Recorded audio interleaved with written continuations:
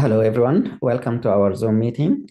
So today we're gonna have different topics. Dr. Khalid and his team, the blue team, will be presenting. So I'm gonna hand it over to you, Dr. Khalid, when you are ready, and your team. Go ahead. Thank you. Thank you so much, Dr. Nader. Today is the blue team presentation. The presentation will be informative, inshallah. We will start with the first topic.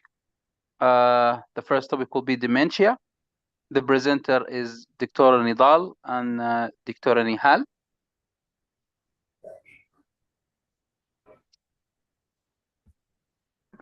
Dr. Nihal already now in the meeting.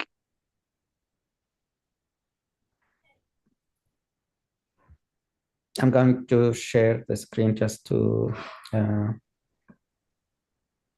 show you the agenda, and then Dr. Nidhal or Nihal, whoever is ready, please.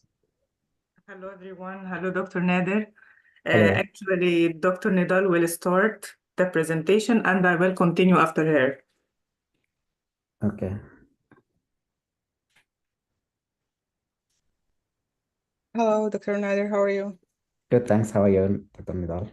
I'm good, thank you. Okay, I'm going to share my screen.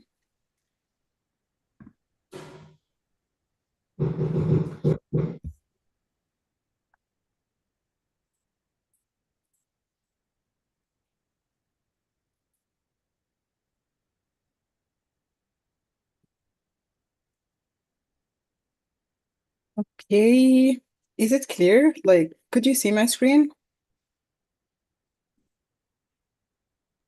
Yes, very clear. Yes. Yeah.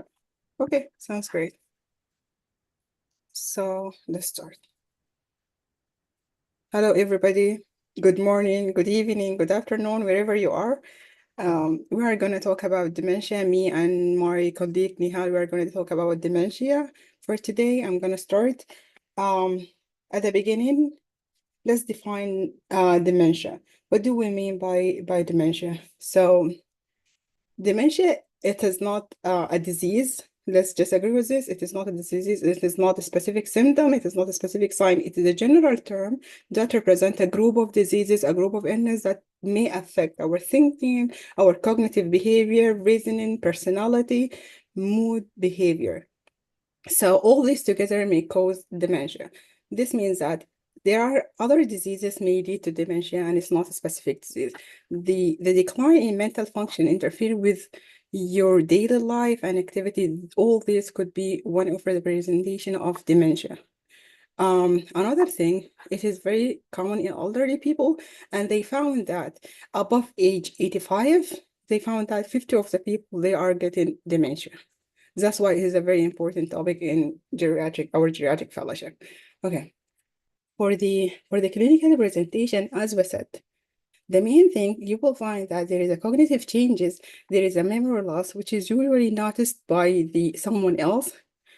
It is sometimes you will find that it is noticed by someone else, and sometimes you will find that the patient himself is coming because he found himself. Sometimes he is losing his way back home. Sometimes he can find the specific things that he's looking for. So it's not necessary all the time that the patient, the other people, they are noticing the memory loss. The patient himself sometimes may notice this memory loss.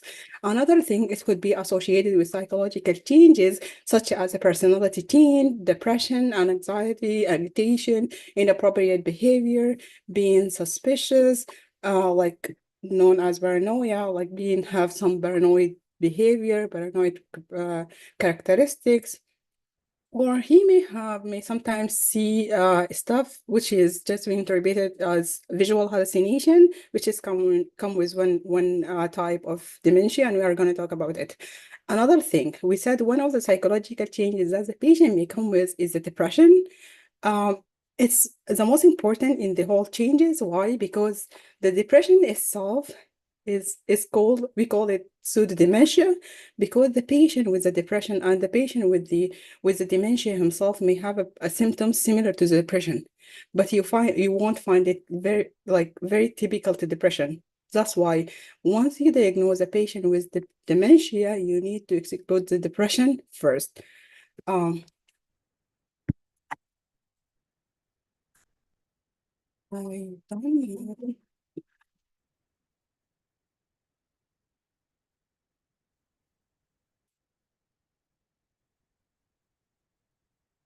move forward.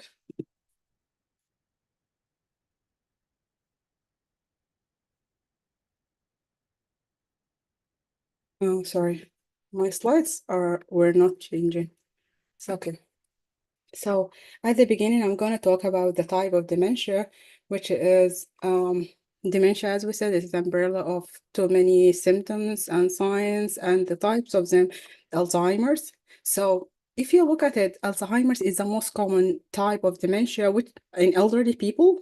And after it comes the vascular dementia. The vascular dementia is considered the second most common cause of the dementia in the elderly people. And then the Lewy body or frontotemporal dementia and other causes like Huntington and mixed dementia, like dementia for more than one cause. You will find the symptoms of two or more types of dementia that are coming together into the same patient. Okay. So the first thing, which is the vascular dementia, we said that the vascular dementia is the second most common cause of dementia in the elderly people. Okay. So if you look here at the image, you will find that in the vascular dementia, the first thing, usually you will find that there is multiple infarct or the blood vessels of the brain, they're affected. So in the vascular dementia, usually you will find the patient, he is coming to you with the symptoms and signs of cognitive impairment and the memory loss, along with the neurological deficit secondary to the infarct or the affection of the blood vessels in the brain. So whenever you are finding these together, this is the vascular dementia. Okay, so it is a type of dementia caused by damage to the vessels that supply the blood to the brain, and blood vessels problems can cause a stroke or affect the brain in other ways, such as damaging the fibers in the white matter of the brain.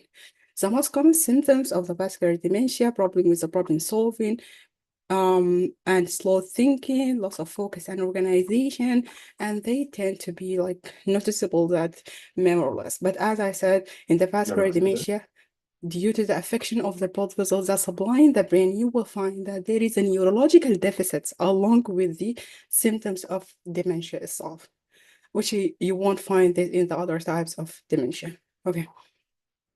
The Lewy body dementia.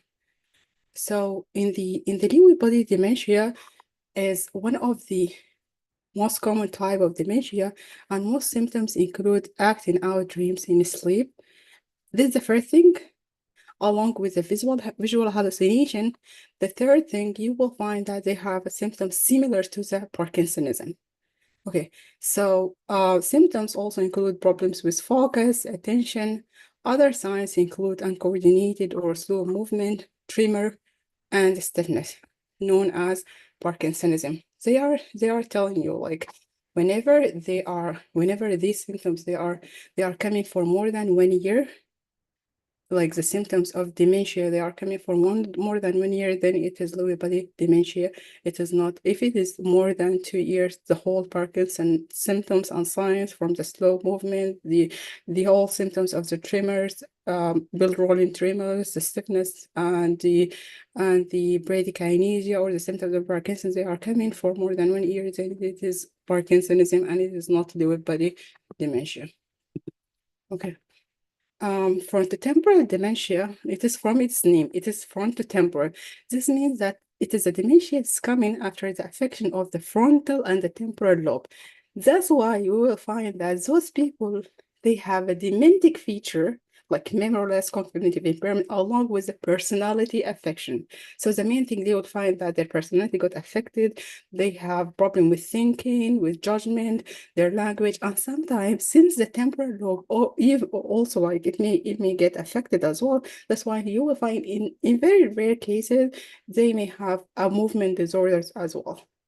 But the main characteristic feature in frontotemporal dementia is the personality change, along with the dementic feature. Another thing, you may find it with another name, which is the Pick's disease. So the Pick's disease or the Pick disease or Pick's dementia is same as the frontotemporal dementia. Okay.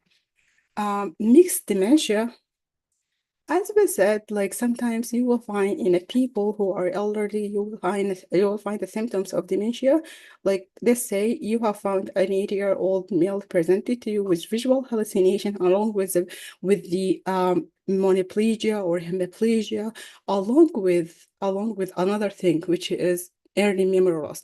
So in this scenario, you will find that the patient has 3 different types of dementia at the same time. This is a mixed dementia. A mixed dementia where you would have features and symptoms of signs of more than one type of dementia, all they are coming together at the same patient or at the same time. This is what we call it mixed dementia. Okay. The most important or the most common type of dementia that is appear or happen in the elderly people is Alzheimer dementia. And Alzheimer dementia, it is neurodegenerative condition with insidious onset and progressive impairment of the. It is progressive. That's why even my colleague Nihal, she's gonna talk in details about Alzheimer dementia, but you are gonna notice that it is divided into stages because it is progressive. It will progress from one stage, from early to the late stage of Alzheimer, and you will notice the progression of the symptoms and increase the severity of them through time. Okay. The functions that may affect it in the Alzheimer dementia, the memory, comprehension, language, attention, reasoning, and judgment. And Alzheimer dementia is ranked as the 7th leading cause of death in the United States in 2022. Another thing that I want to mention about Alzheimer dementia, you will find that, as I said at the beginning, the whole types or the different types of dementia, usually the patient may come to the clinic or to the emergency department or to wherever you are as a doctor and tell you like, okay, they are going to tell you that I have noticed myself, I'm losing my stuff, I'm losing my memory, I started to forget a specific stuff, forget to get back to my house, or forget the way toward my house. So they will come complain. They are noticing their dementia at the beginning, at the very early stage. While Alzheimer dementia, always, like their families, they are bringing them to the clinic and they are telling you they notice the cognitive impairment or the memory loss on them. Alzheimer patients, they are not noticing the changes or the dementia or dementic feature on their own. Okay. As I told you, my friend Nihal, she is going to talk more about it. There is another thing that I want to mention very briefly, which is like sometimes, sorry, it is not included in the PowerPoint. We missed it due to some technical error, but I'm going to very fast talk about it. There is sometimes you will find the patient has dementia and at the same time, he doesn't have one of these, the previous type, which I have already mentioned. Similar to what? Similar to, we know that like subdural bleeding or subdural hematoma is very common in elderly people. So that's like in this condition, you will find some people, they are coming after subdural hematoma after a few months with the dementia, so the subdural hematoma, it could be a cause for dementia. Another thing, the tumor, it could be a cause. Also, we all know that about the normal pressure hydrocephalus, it could be a cause in which a patient would come with wacky wobbly, like this will come with a triage of walking problem, loss of bladder control, and memory loss. Also, some specific nutrients such as vitamin B, B1, B12, B6, those people, if they have deficiency in these vitamins along with the copper and vitamin E, they may come presented with some symptoms and signs of dementia, and also like hypothyroidism, other metabolic problems, and infection as well. Okay. Another thing that the Creutzfeldt-Jakob disease, it could be another cause of dementia, and its symptoms, it could be fatal in the patient who age more than 60. The another causes also they may present also with dementia is traumatic brain injury or Huntington disease. These are the main things that I want to talk about it. Huntington is not very common in the elderly people because it's very common in ages 30 to 40. So according to this, different types of dementia and different presentation of dementia. This means that the dementia may present with this means that the dementia may be reversible in some condition, like similar to the metabolic or the infections or the nutrient deficiency, and it could be irreversible in, let's say, the latest stages of Alzheimer's disease or like this. So it could be reversible or it could be irreversible according to the type of dementia and according to the presentation.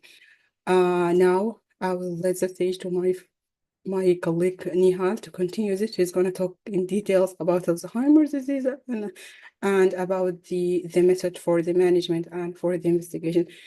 Thank you very much. If you have any question, you can ask us at the end of the presentation. Hello, everyone. Thank you, Dr. Nidhal, for your informative presentation. Thank you, everyone, for having me today. I am Nihal Abdelbaqi, Assistant Lecturer of Internal Medicine at Ain Shams University in Egypt. I have successfully passed the 3 steps of USMLE, and I am planning to apply for internal medicine residency, inshallah, this cycle. So let's continue. Alzheimer's dementia. Alzheimer's dementia is a neurodegenerative condition with insidious onset and progressive impairment of behavioral and cognitive functions. These functions include memory, comprehension, language, attention, reasoning, and judgment. Alzheimer's dementia is ranked as the 7th leading cause of death in the United States in 2022.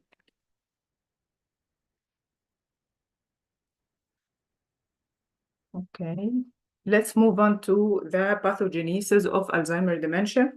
The hallmark neuropathic changes of Alzheimer's dementia are diffuse and neuritic plaques marked by extracellular amyloid beta deposition and neurofibrillary tangles comprised of the intracellular accumulation of hyperphosphorylated tau protein. So as we see in this picture now, there is extracellular deposition of amyloid plaques, and there is intracellular neurofibrillary tangles, which is called tau protein. Risk factors for Alzheimer's dementia include definite risk factors, which are non-modifiable risk factors, and the most important of them is age, particularly more than 65 years. Mutations in chromosomes 1, 14, or 21, and this explains why patients with Down syndrome develop early onset Alzheimer's dementia even before the age of 60. Family history also is linked to Alzheimer's dementia and ApoE4 allele inheritance.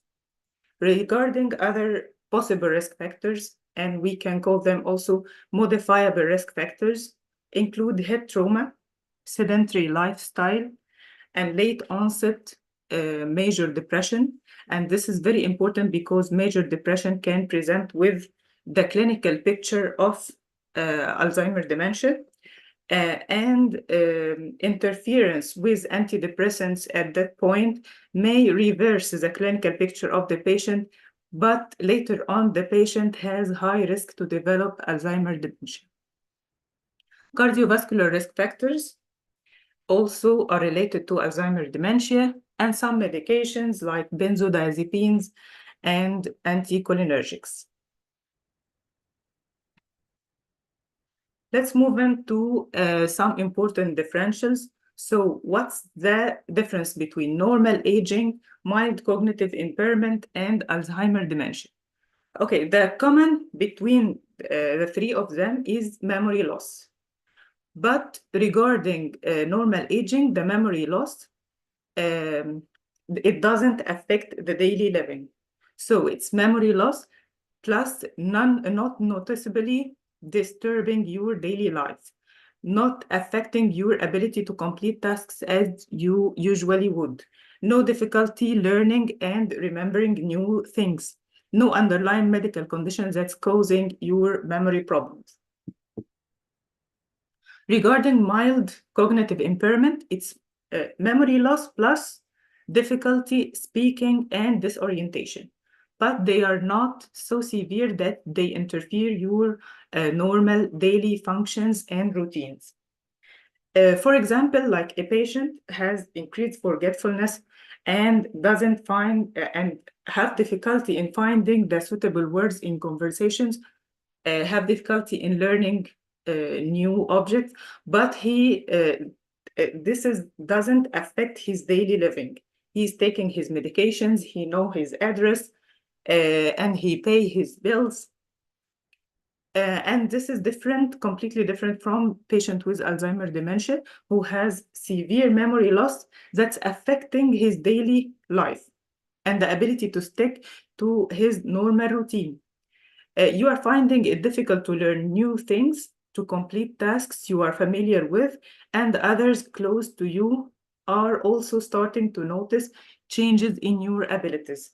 And this is very important because as a physician, you should have a conversation with the relative of the patient with Alzheimer's dementia because he can suffer from dementia and he has like loss of insight. He doesn't confess that he has these problems.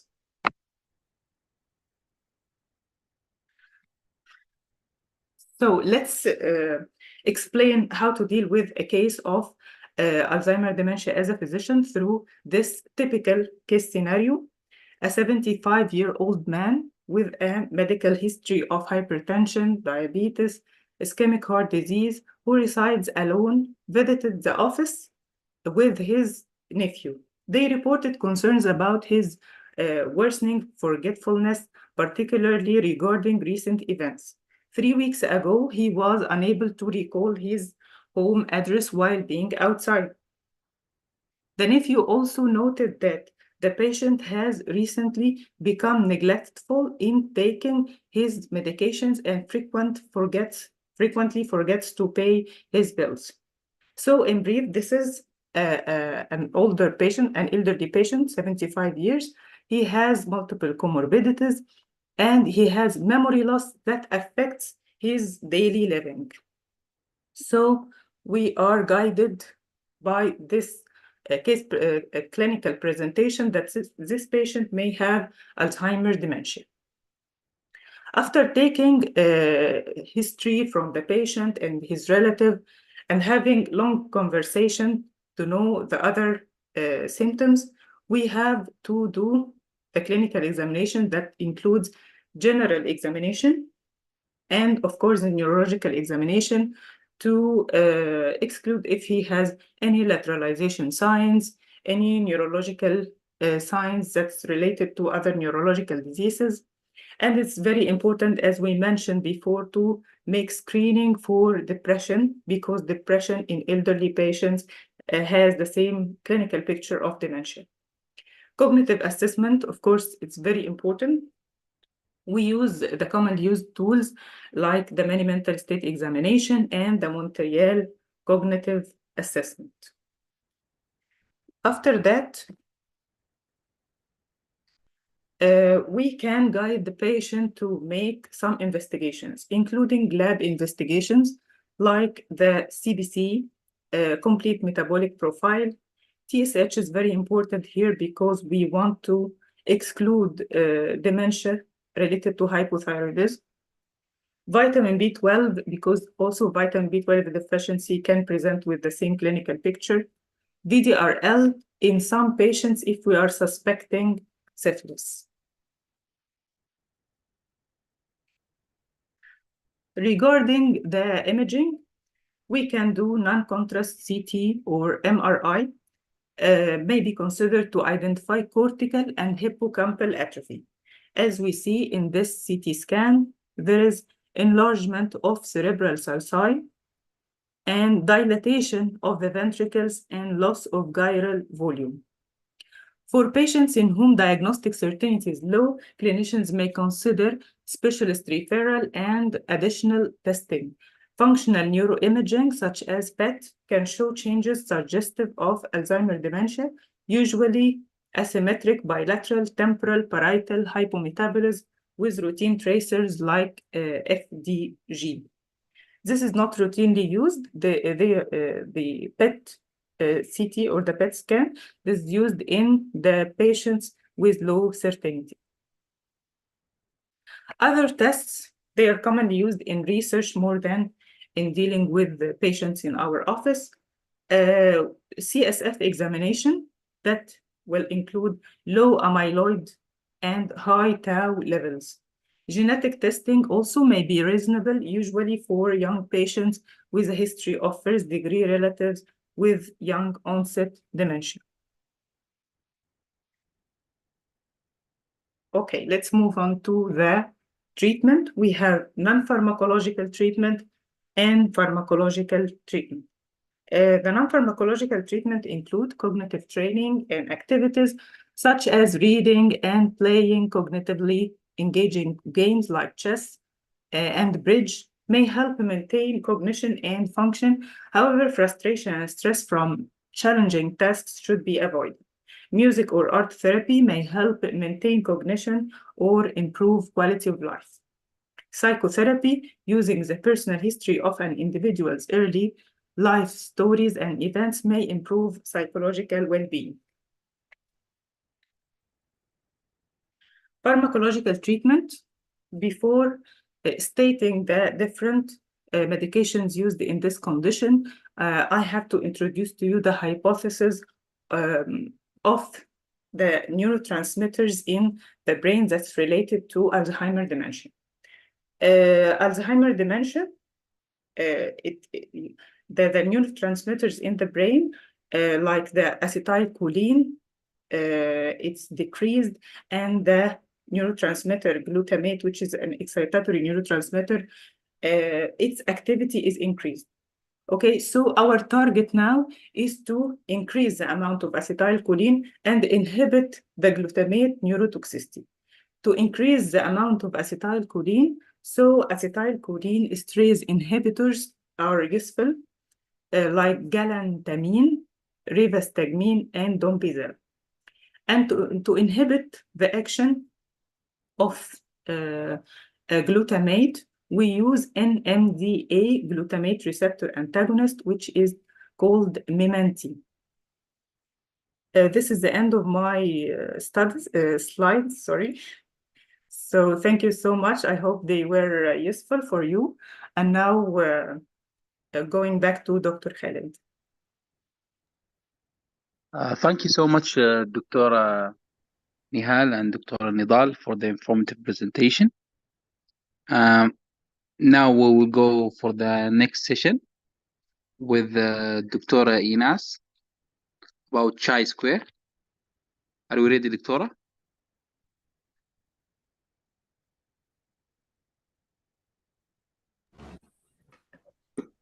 My presentation is on project management. I think someone else's presentation is on chi-square. Dr. Rahma, yes. Dr. Rahma, she's the next one with the chi-square presentation. Hello, Dr. Khalid. Hello, everyone. So I'll be presenting chi-square next. Can you just make me the host?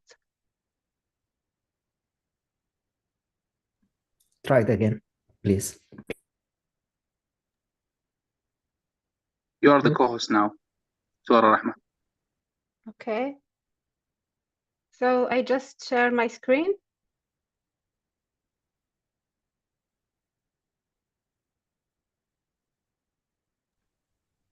Can you share? Yes. Can everybody see it? Yes, it works now. Okay. So I'll be presenting SPSS chi-square. I prepared this with Dr. Ola Yasir. She won't be presenting today because I think she had some internet connection on her end. Okay. Today we'll be discussing what is chi-square, application of chi-square, type of chi-square test, how to interrupt chi-square results, example of chi-square application. The example will be about smoking and lung cancer. Then how to use chi-square test in SPSS. First of all, what is chi-square? Chi-square is a statistical test that compares observed or collected data to expected value. It determines if there is a relationship between two categorical variables.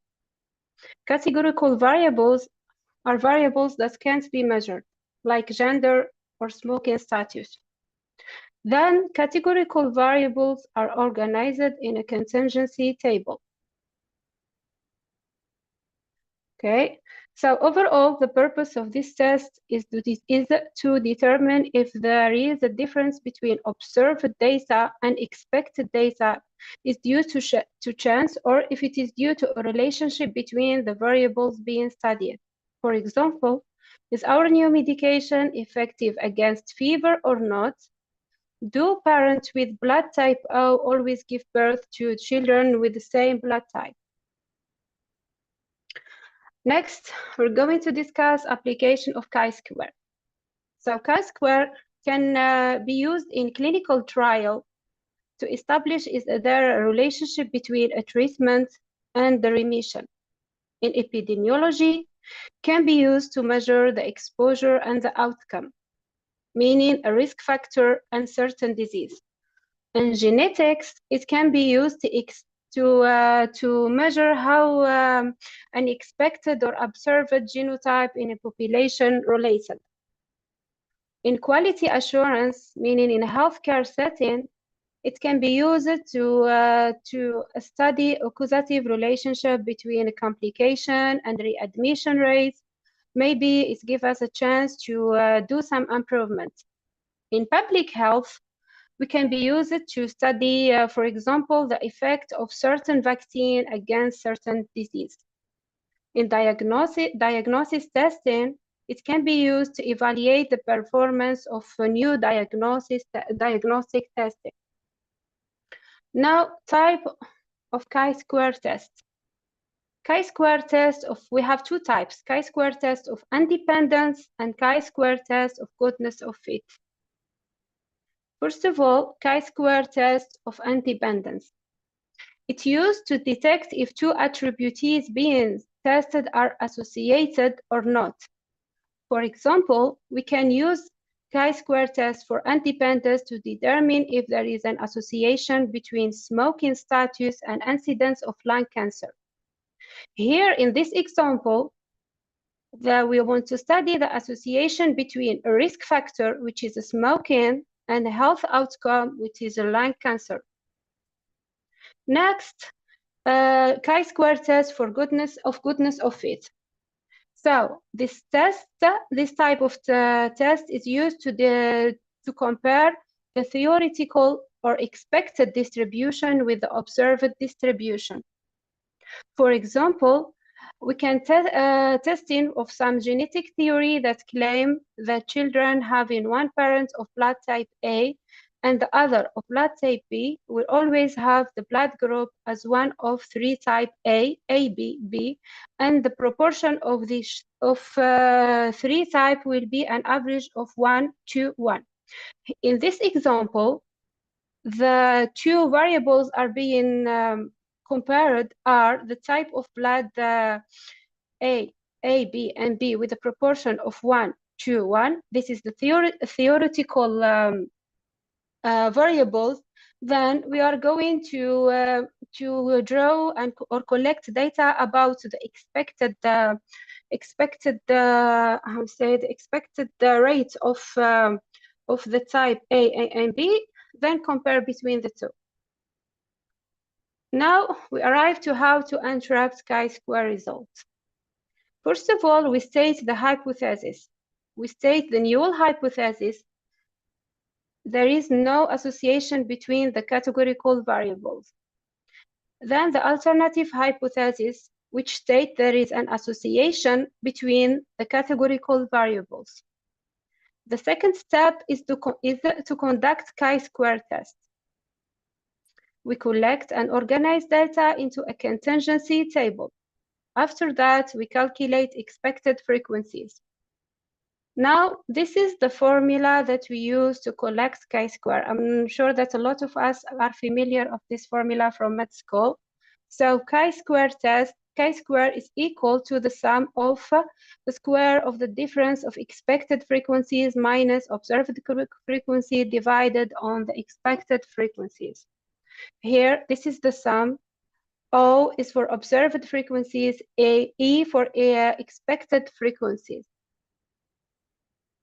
After that, is to determine the degree of freedom. The degree of freedom is calculated R minus 1 sums to C minus 1. Here R is the number of the row in the contingency table. C is the number of the columns in the contingency table. The concept behind the degree of freedom is that it indicates how many cells in the contingency table that can vary without changing the marginal totals. The purpose of the degree of freedom is to ensure that the statistical analysis accurately reflects the variables in the data and provide a reliable basis for drawing conclusions. The fourth step when interpreting a chi-square result is to identify critical value. So using the degree of freedom that we calculate, we determine the critical value corresponding in the chosen significance level of chi-square in a distribution table. Okay, so I have a picture of the distribution table of chi-square in the following slides.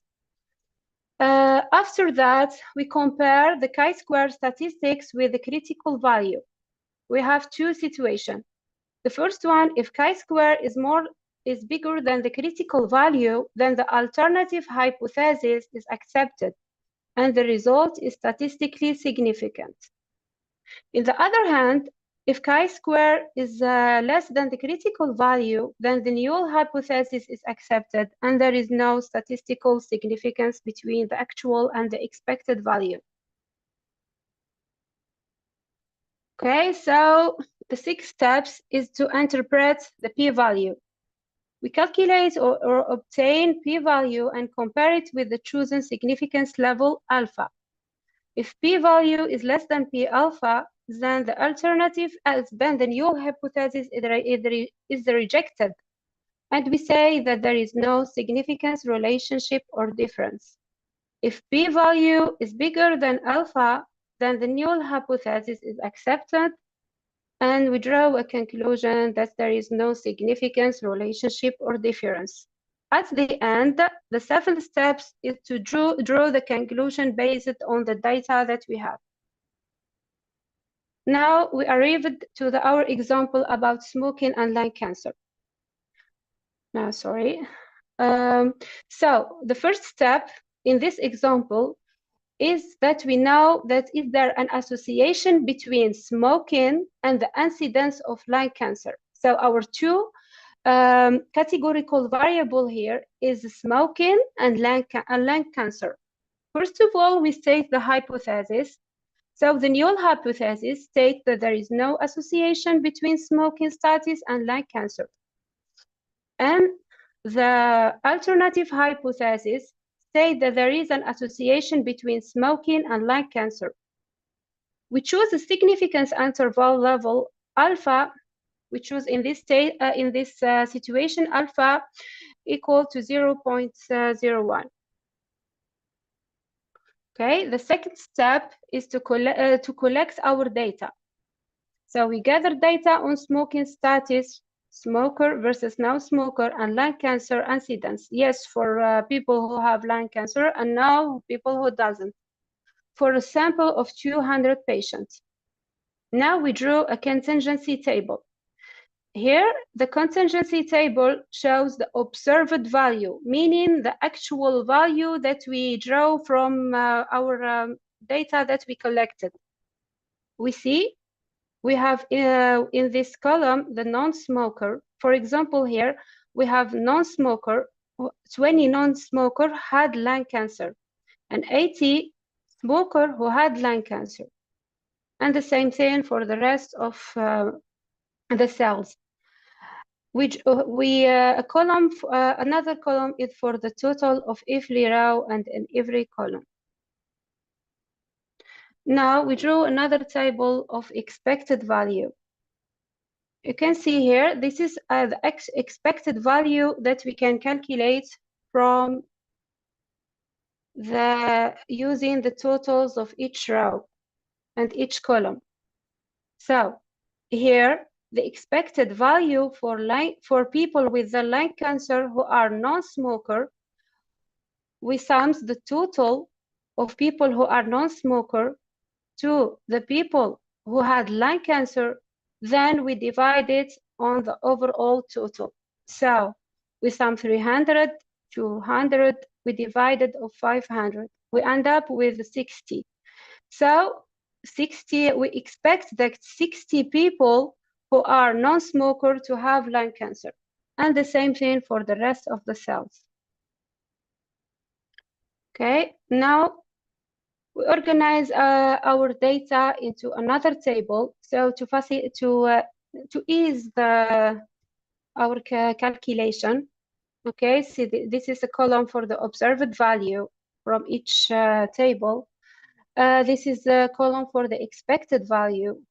This is observed minus expected value. The next column is the square of those of expected observed minus expected. Then the last column is for observed minus expected squared over expected. So for chi-square is the sum of those values. Our chi-square is 83.34. After that, we calculate the degree of freedom. The degree of freedom, as mentioned, is R minus 1, sums to C minus 1. R is the number of rows. We have 2. C is the number of columns. We have 2 also. So we end up with a degree of freedom of 1. Now, our significance interval that we choose is 0.01 and degree of freedom is 1. So the critical value based on the significance interval distribution table is 6.635. We notice here that our chi-square is much bigger than the critical value. So we drew a critical value. So we end up to a conclusion that there is a significant association between smoking and the incidence of lung cancer based on the provided data. So so in this situation, we can draw a conclusion of association, but chi-square doesn't tell us about how much this association is related. Now, chi-square test, the SPSS. So, statistical package for the social science is a software package used for statistical analysis and data management, widely used in social science, research, and other fields of analyzing complex data. So, how to apply chi-square in SPSS? First of all, we open SPSS and load the data set. This is an easy process that can be, okay, so there is a lot of YouTube video that can facilitate the learning of entering data in the SPSS. I will link a video that I used to learn this. So the second step is to run a chi-square test of independence. We click on analysis, we choose descriptive statistic, then cross tabs. We end up with this. After this, we select our variables. Then we select cells. So our tabs shows observed and expected data. After that, we click OK, and this is what we end up with. Now, I will do this on the actual SPSS. Can you see this?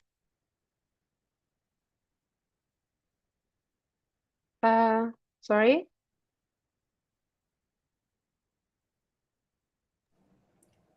We still see the slides. Okay, thank you. You still see the slides, not the SPSS? Yes. Okay, sorry.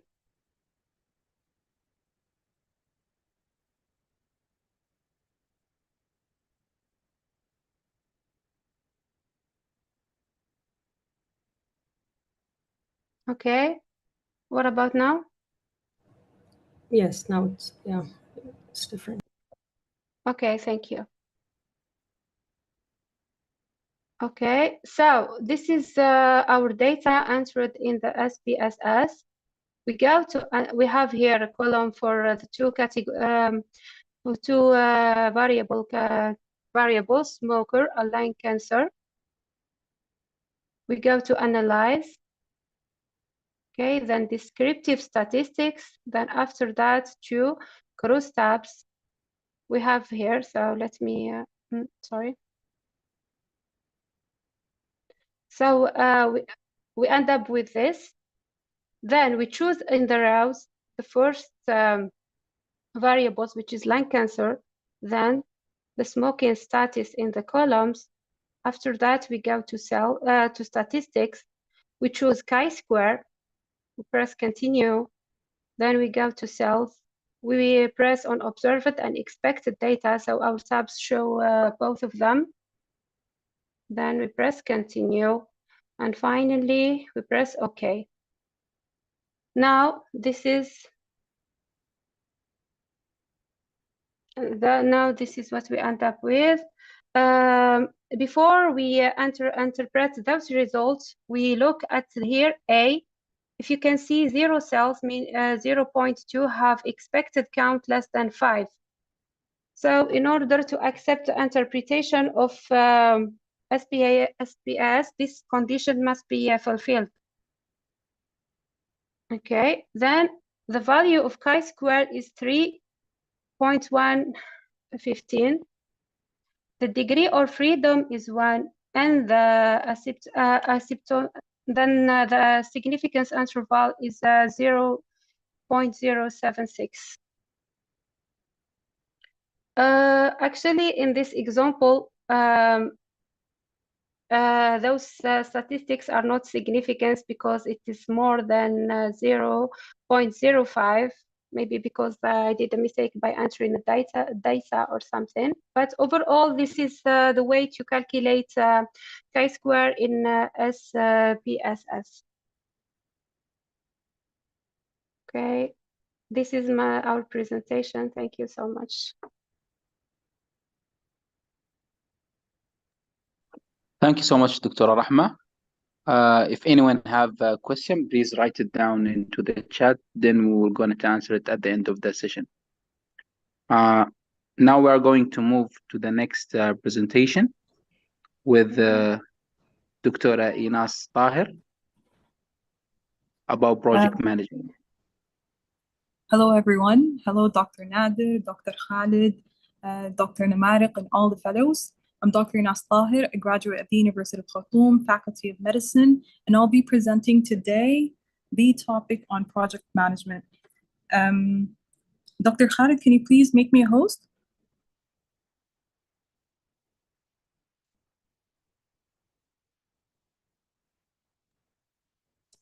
Dr. Rahma, can you remove the host from you so I can pass it to Dr. Einas?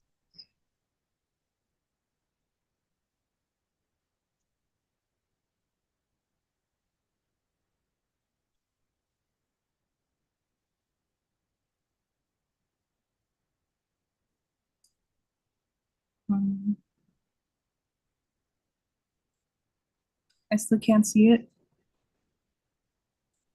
Dr. Rahma? Because I'm trying to make you a host, but I I'm not sure how to do it, Dr. Khalid. Really, can you show me how? I think only Dr. Nader can do it. Okay.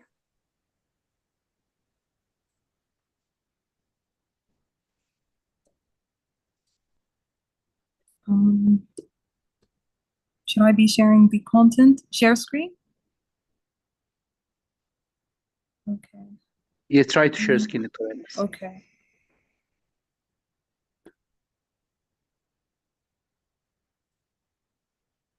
Okay, how about now? Yes, it's appears. We can see it. You can see it? Okay, so today's presentation is on project management. Okay, so what do I mean by project management. Project management is the process of supervising the work of a team to achieve all project goals within the given timeline. So when we're speaking about project management, there are actually three most important things. We have the people, the skills of your people, the tools, and then we have the knowledge and techniques. The knowledge and techniques that we're speaking about are actually the methodologies that are important in project management. So here we have the main components. We have the people. The most important ones for your project is actually the project manager. The project manager is the one who's responsible for planning and execution of the project. Then we have the team members, the sponsors, the ones who are going to support your project, whether it's financially or by providing services and products. We also have the stakeholders. These are the investors, the ones who are going to affect your project and will be affected by it. So you win together or you lose together. We have also the IT developers. These are the ones who are responsible for the websites, apps, and programs. Then there are the business analysts. These are really important when there is a problem with your project, because a lot of times a project cannot go according to your plan. And this is when we need the business analysts. What do? Is that they assess the data and then the method, they analyze the data and the method, and then they're going to see what's wrong with the project and create solutions and plan for the future. So the thing is that if you have an effective team, this is going to save you time, cost, and effort. The next component is the tools. The most important thing about the tools is that the data should be centralized. So what do I mean by centralizing data? Centralizing data is data brought together into one space. It makes it approachable. And this is when you put all the data in a cloud data warehouse. So this one is going to allow users to track progress, assign tasks, and give feedback easily. Just like here in this TGRF program, the data is actually centralized, so we don't need to be all in one city in order to make a project. So this is the main important thing about the centralization of data. So it allows us to complete tasks, organize client requirements, and manage time effectively. The third thing is the methodologies in project management. So we have a lot of methodologies, but there are actually two main important methodologies in project management. We have the waterfall method, and then we have the agile method. The waterfall method is actually a sequential method. What I mean by sequential method is that we should go from one step to another, and we can't go to the next phase until we complete the step that we're on. So the waterfall method is actually sequential. If you can see it, if you can see this part, the waterfall method, it goes like this, okay? So you go from one step to another. You can't go to the next step unless you finish the step that you're on.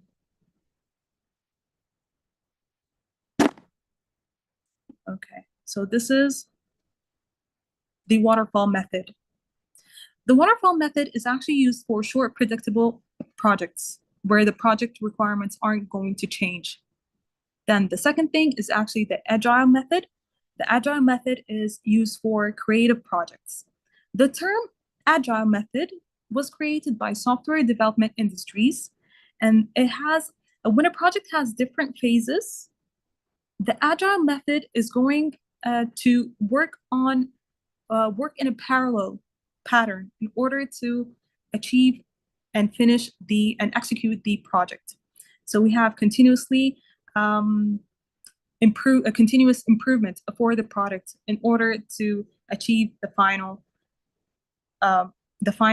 result that we want. So we have continuously improve a product by returning to or repeating as many steps as necessary. So this is used for app developments and so on. Used for creative projects where requirement might change along the way, or when clients or stakeholders prefer to offer feedback regularly rather than having the final product.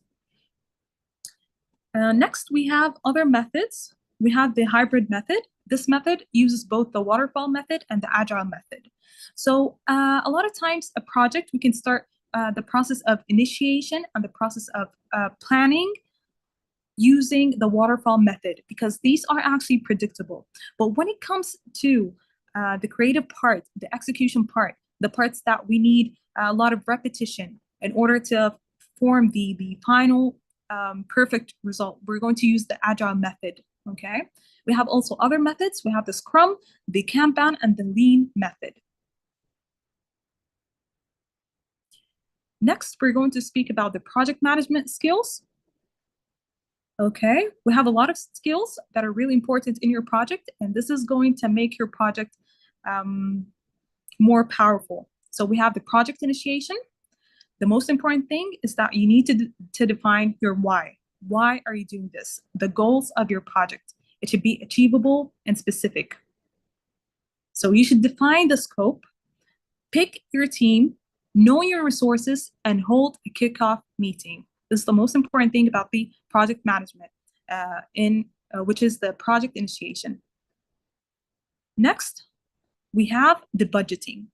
The budgeting, we need to prioritize tasks, delegate resources in order to know what can add to a budget, how to decrease the cost, and how the cost must be increased. Okay, so when we're speaking about a budget, one of the terms that you're going to hear a lot is the ROI, which is the return on investment. This is when what you invest, the amount of money that you invest in a project, the return should be more than that. Okay, so this is the ROI. It's really important here. And then next we have the risk management. As I told you before, that the business analyst is really important in the process of risk management. Okay, so a lot of times there are unwanted events that are going to happen. The one that is going to help you out is actually the business analyst, is going to prevent them from happening. And that's by assessing the data, assessing the method, analyzing the data in order to know what was wrong, like what happened wrong along the way while doing the project, okay? They're also going to decrease the chances of them happening. And now, whether that's by adjusting the methods or adjusting the resources. Next important skill is tools and software. So tools and software, these are the things that you're going to use with your team in order to communicate with your team and with your clients. We have the collaboration tools, we have the scheduling tools, the communication tools. Collaboration tools like Google Sheet, Google Drive, Dropbox, and then we have the scheduling tools like digital calendar. Wait a second, like the digital calendar, we have the communication tools like the email, chat, video conferences tools. So these are all important in order to achieve a good project and to have a good communication with your team members, okay? Next, we have the industry knowledge. So a project manager, project managers are actually in different fields. We have the information technology field, the healthcare field, and construction. So it's really important to have a baseline knowledge or a background knowledge, regardless of the field that you're going to work in. So these are actually found in different kind of fields, but it's better to have a good background in every field that you're going to work on, plus your experience as a project manager. Next is communication, whom to communicate with, when, and how often, making it really clear like how often communication is going to happen. Just like here, we know like every Saturday we have this meeting that's going to happen. Everyone expects that. And it's also expected from us to do presentations and so on. So it's really important for us to have and to know like how often communication is actually going to happen between us. Okay. Next is organization. The timelines, we need to organize timelines, the meetings and efforts that are done by the team. Okay. Flexibility is also important because a lot of times the deadlines could be missed, and this is actually due to different circumstances, whether it's due to sickness, traveling, and so on. So all of these flexibility is really required in order to be efficient in your project. The leadership also, their leadership skill, and making decisions without being overly authoritative. And then we have the team motivation, balancing the needs of your project with the needs of your team. So you have to be very emotionally aware of your team members also in order to balance the need between your project and their needs. You try to motivate them as much as you can, but at the same time, try to do that without being overly authoritative. Next, we have people skills. It's really important to motivate your team, support collaboration, being open and resolving potential conflicts, okay? Because conflicts are often going to happen, and you need to know like how you're going to resolve the conflicts when they happen in the future. And this completes my presentation. I hope it was a nice one. And thank you all for listening. And these are the references in case you want to go back to them. Thank you so much, Dr. Einas. It was a very fruitful presentation and to the point. Okay, thank you. Now we're going next for the next presentation about organization of your digital files using Google Drive and as well other digital apps with the Dr.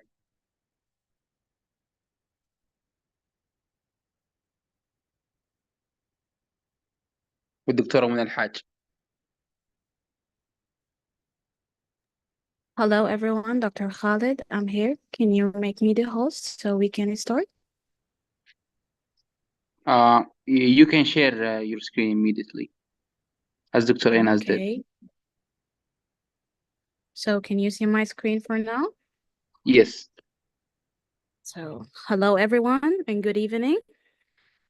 Today, Dr. Tahir and I will present a digital file organization, a comparative guide.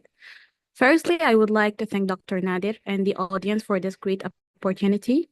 We are experiencing a multi-aspect oriented program here with knowledgeful expertise. I would like to highlight that we used Canva to prepare our presentation. Thank you, Dr. Lina Ismail White team for introducing this amazing tool for us. And we also used a Microsoft Coach tool to practice. Credit goes to Dr. Yasin Kamal from the Alim team. So now we will start our presentation.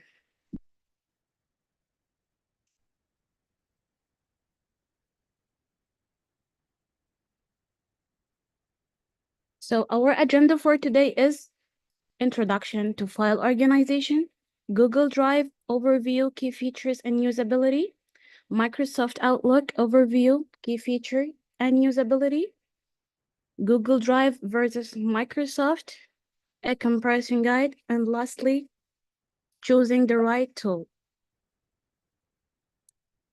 So, what is digital file organization and why you need to organize your digital files? Firstly, efficiency.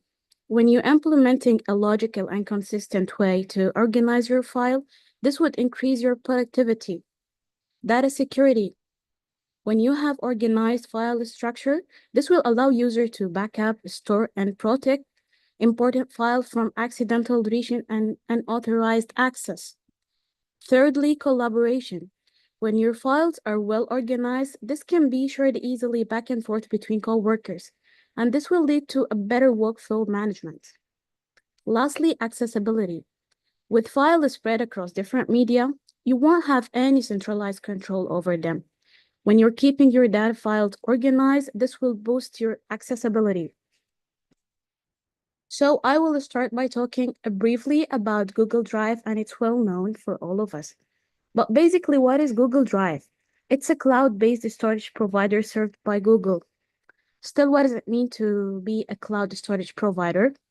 Let's say you saved a document or a file on your computer, you will have a local copy of it. With Google Drive, you basically have a copy elsewhere. Let's name it Google Computer. They name it servers and they keep it in data centers all over the world. But what is the benefit or the key features of having your files in Google Drive? Firstly, your files now are backed up. And you have a free 15 gigabyte storage, and you have accessibility to your file wherever you are. Second point, and its important point, is collaboration. This functionality will provide a real-time collaboration with other Google products like Google Documents, Google Sheets, Google Slides, and even commenting and suggesting features for team feedback. In the past, if you want to share a file with someone else, you will email them and they will email you back. And this is an error-prone process. With the sharing functionality, you can easily do this and avoid the error. Integration. Google Drive will provide a seamless integration with other Google services like Google Email, Calendars, and Google Photos. So what is the functionalities, what make Google Drive that special? Firstly, the user interface. They provide an intuitive and user-friendly interface. It's a very self-explanatory system. They have a drag and drop functionality for easy file uploads and management. When you are managing your file, you can create them easily. You can organize them by color code them, store the important files for quick access, and they have a very powerful search functionality. I mean, this is what Google known for. And lastly, their ecosystem is worked very well with other Google services. The good thing, you can have accessibility to Google Drive on PC, on the web, and even on the mobile. By far, the web is the most interface with popular accessibility. Here I will share my screen and I will provide you with a guide with the very basic functions of the Google Drive. Can you still see my screen? Yes. So here I will give you a very basic and light instruction of how to upload a file, how to search the file, and how to organize them. Here is my Google Drive. I can simply drag and drop a file from my PC and it will be uploaded directly. And I can have a set on my PC to sync the data. So I can add a new file by this drag and drop functionality. And here in the left top, I can press the new button. I can add a new folder. A prompt will open to me and I can name it and create a new file. If I want to upload a file, I can upload it directly from my PC, or I can upload a folder. Even I can start from the other Google products with even a template for it. So this is regarding how to create the files, okay? You can even hover from a template as seen earlier. So let's say that I have those files and I already uploaded them. I can organize them and search easily.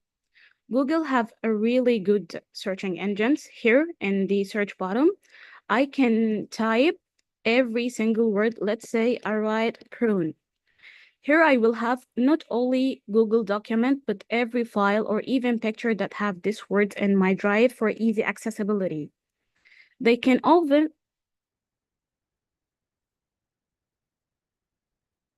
They have even more advanced search, and I can search and set specific filters for more visibility and more specificity.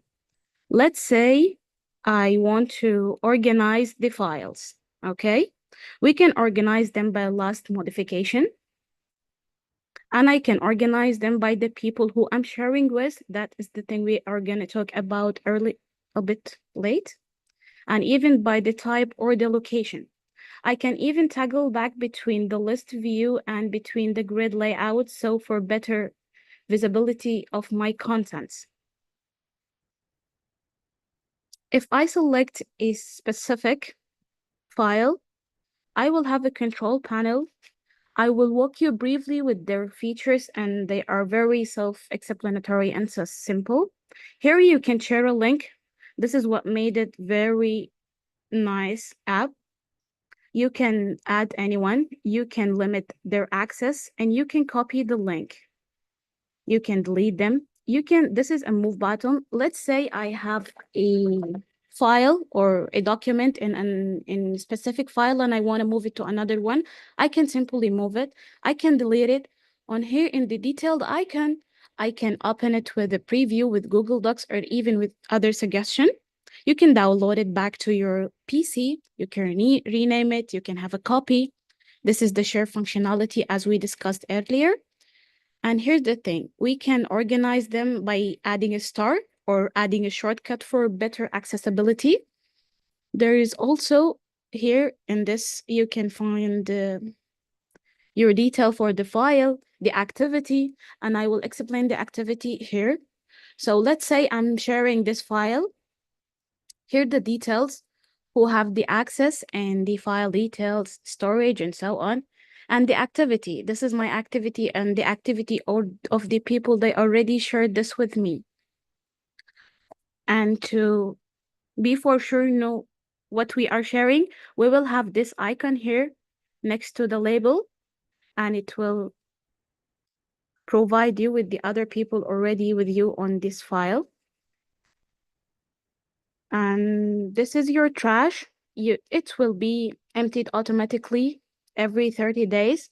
So you can toggle back and forth between all the products very easily and very self-explanatory. Here we are also have the right corner. We have another side panel that we can hide or we can show it. You can have your Google Calendar and it already will be synced to your data. So here I have a very important deadlines or meetings. I can put them here and I can have accessibility or even a reminders. You have some notes here, you can pin them and you can have a task, and upon completion you can just mark it as completed and it will be disappear. You will have your contact, and there is a lot of endless add-on on Google, some of them for free and some of them with many purchases. So you can buy or even use the free add-ons according to your preference. And this is regarding the basic functionality of Google Drive. I would like to mention that in the storage bar, here I will have all the document I have. You will notice that the document who are taking the storage are from someone else, but from somewhere else, excuse me.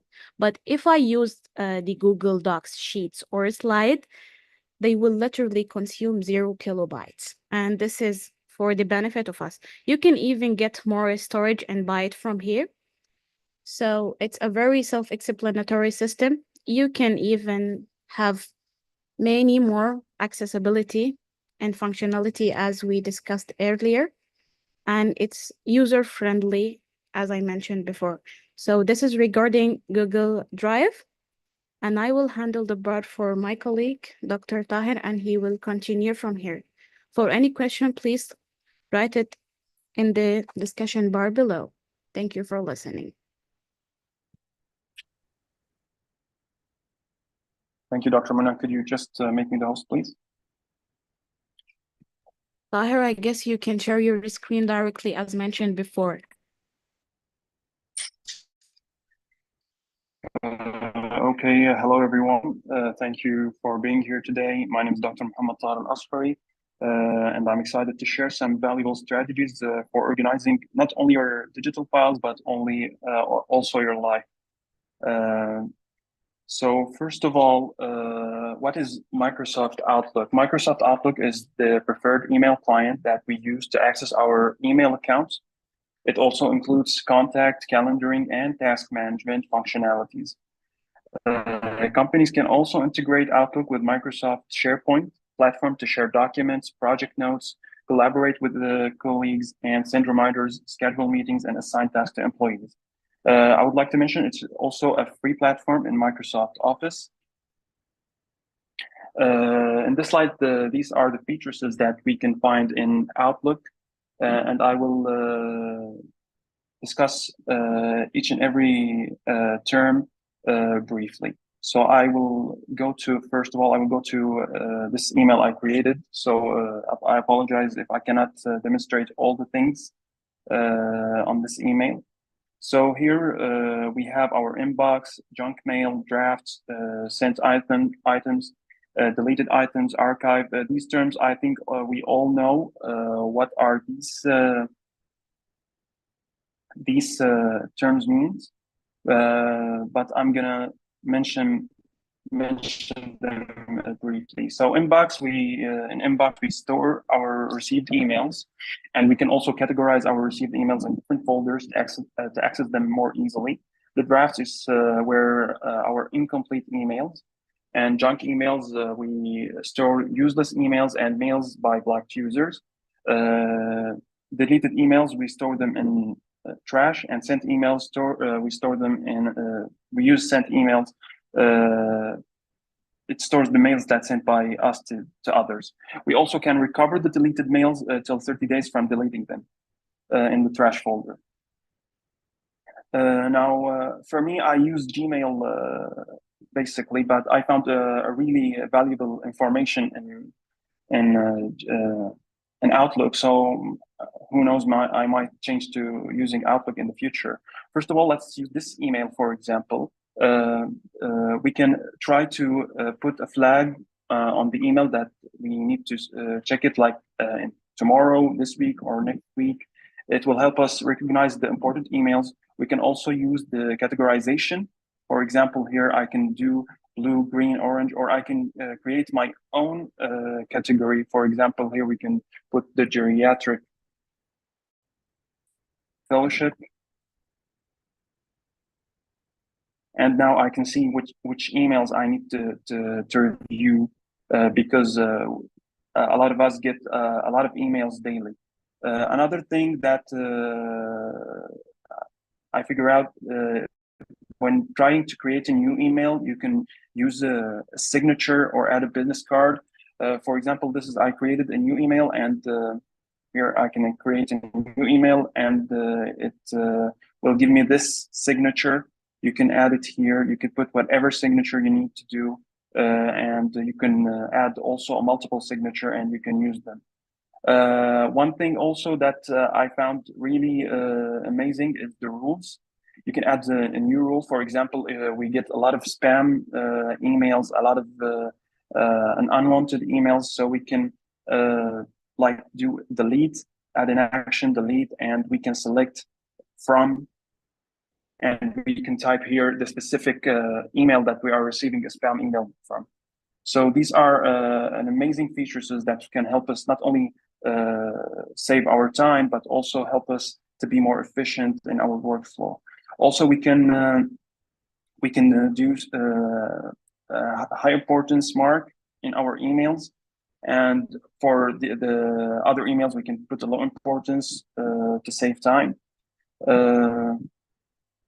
Another thing that we could do in our emails here, that you can create a group and add members to it and send an email for specific members in order to help us also save the time.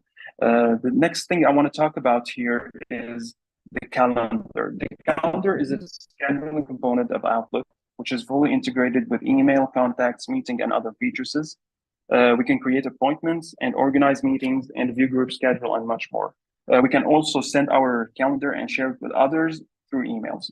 So here we're going to go to calendar. For example, today is Saturday. We can put an appointment here. For example, we have a presentation and we can put a timing. We can also add a location and add a description for this. This will also help us organize our time. Another thing that I want to mention here also for people, it's like we can add a contact just like our mobile phone, and we can also import contacts from our mobile phone to our email, to our Outlook, sorry. Lastly, we can also do to-do list. It's like the tasks that we can do to manage our tasks here. We can put our tasks, and once we finish them, we can just mark them as completed.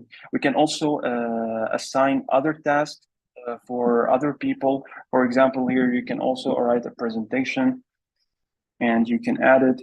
And once you finish doing these tasks, you can just mark them and they will be completed.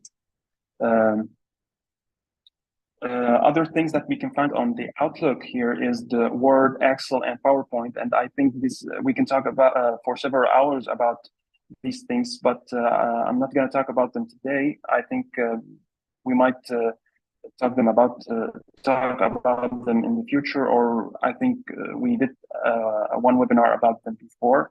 The last thing I want to mention here is the Outlook versus Gmail comparison. Now, there's a lot of differences between these two, but they also have a lot of things in common. For example, both platforms offer main features that are more or less the same. They are both robust email apps, so there are some things that won't tip the scale. The mobile apps feel similar in their user experience and interface layouts. They are both provide access to a measure of limited interface customization. However, I think Gmail is slightly cheaper at some levels because they both have the paid business plans with comparable pricing, but I think Gmail is slightly cheaper at some level. For the storage, they both have the same storage, and you can buy more storage if you would like. For the security, they use the same security guidelines for spam filters and safe links. However, in Outlook, the organization, they use folders and categories. However, in Gmail, they use labels. And for the AI features, I think that they are really close. The AI race is very competitive and very close race, but they are both close. For example, Smart Reply, they are found in both Outlook and Gmail, and you can use writing assistance in reading and drafting also.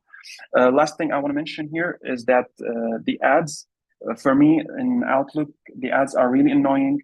They appear so much and they take a lot of space on the screen. For example, I'm going to share here with you on my Outlook here.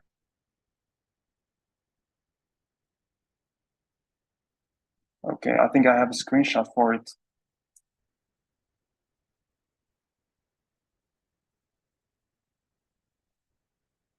Okay, can you see the my screen?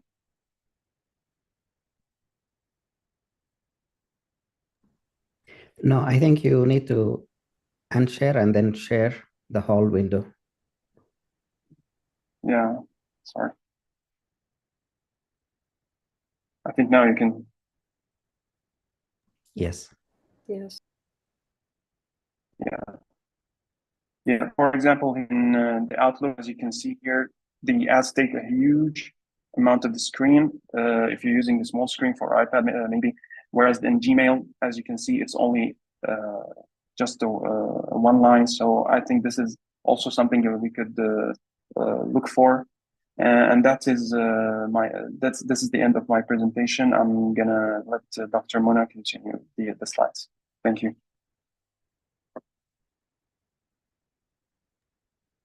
Thank you, Dr. Tahir. So as a sum up, we have there how to choose your right tool. So we have to approach, you can consider your need, team collaboration versus your personal productivity. You can weight which is your preference and your preferred ecosystem. Are you a Google Pro or a Microsoft Pro? The second thing is a hybrid approach.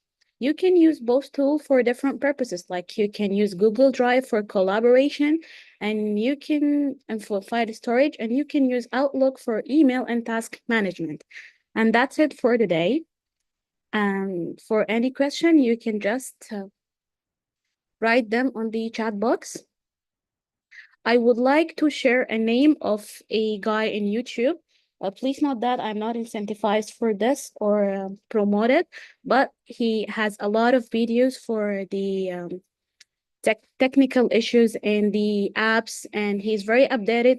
He's always helping me a lot. So I will share his name in the chat box and you might get the benefit of his channel.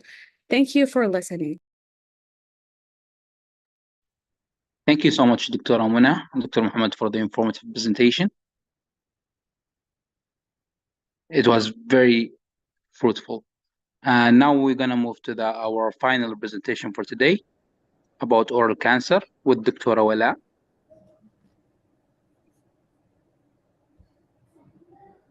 Assalamu alaikum. My name is Wala Alim.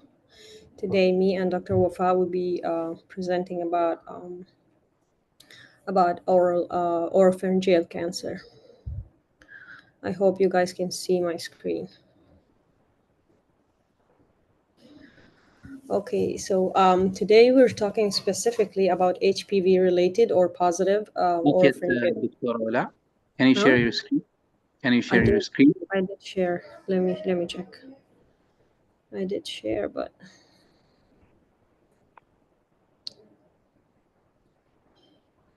yeah, for some reason.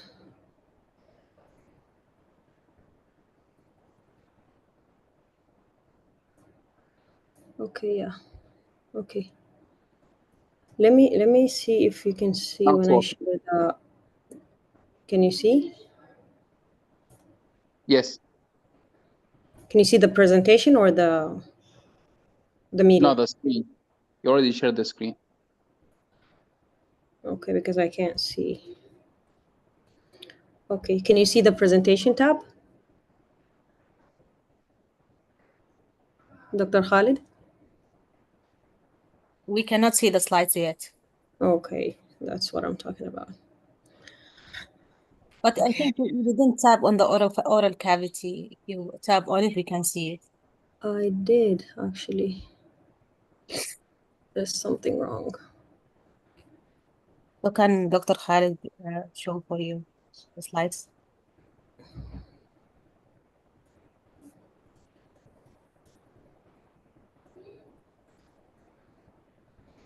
Okay, bismillah.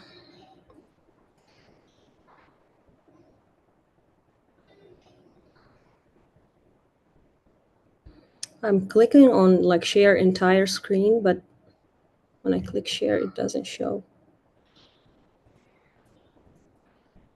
Can you guys could you share your give screen me host and access, maybe? tap on I know how to share screen, but it's not doing it.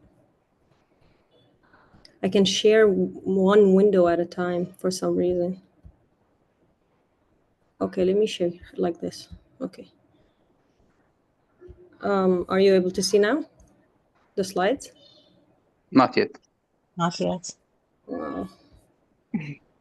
That is so strange.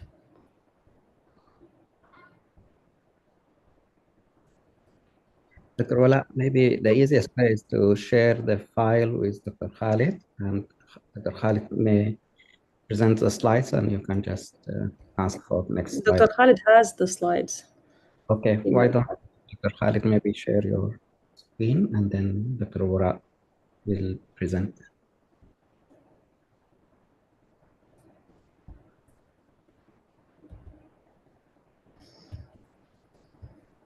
Dr. Ola, could you send the video, the PowerPoint version of your presentation, because it's not opening with me. I think it's a keynote. It's not a PowerPoint. keynote, That's not a PowerPoint.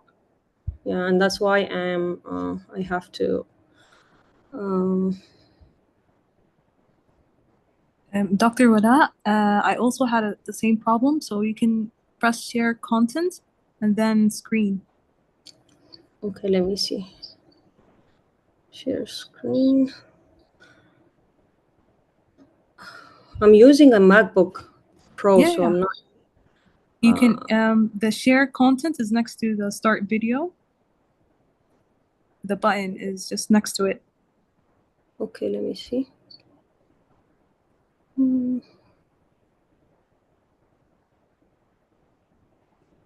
believe it. I don't have it. I have mute, start video, participants, chat, reaction, share screen, and more.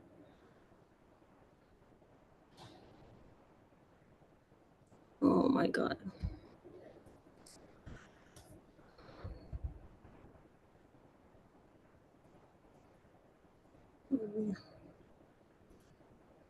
Can you send it on the group?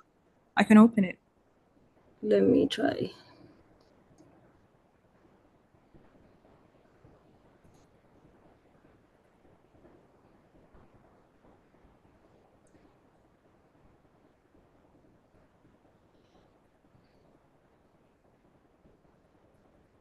In the WhatsApp group, you mean?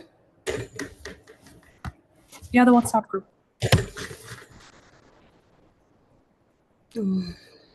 It's already in the group. If you can. Okay. Find. Okay. Because I'll I don't try have my to... phone handy, so Okay, no problem. I'll try to do that.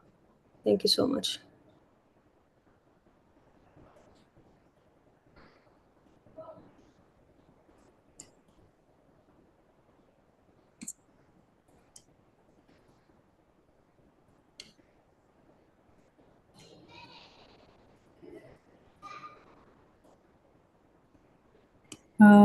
Okay, I have it now. See my screen? I have it now. Just I'll share my screen now. Okay. Okay, can you see it now? No. Dr. Ola, could you turn off your screen share? Okay. Stop sharing. Okay. Can you share now, Einas? Okay. Can you see it now? Not yet.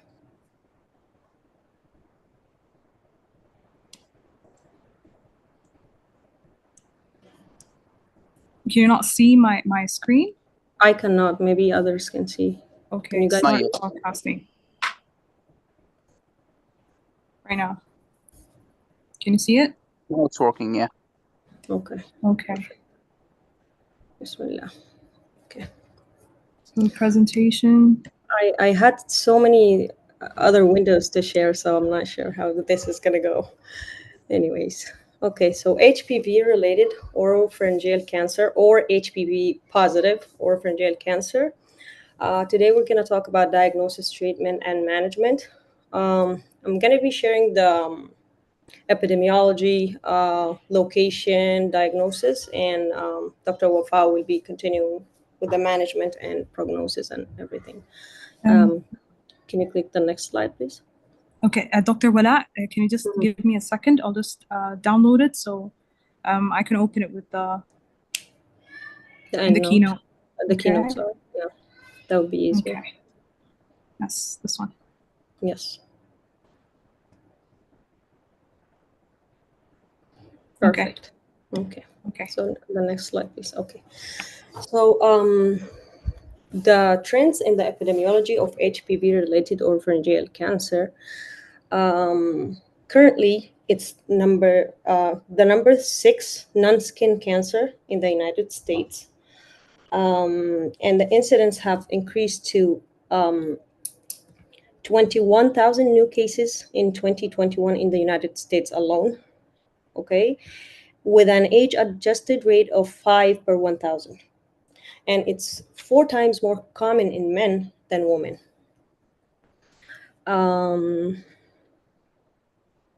Okay, can you share the next slide?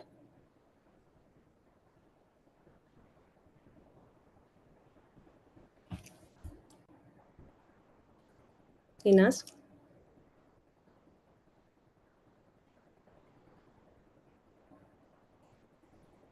Can you guys hear me? Yes, we can hear you. Yeah, Einas, can you please click the next slide? Yeah, thank you. So the incidence projected to surpass the cervical cancer incidence. No, not this one, the previous one, please.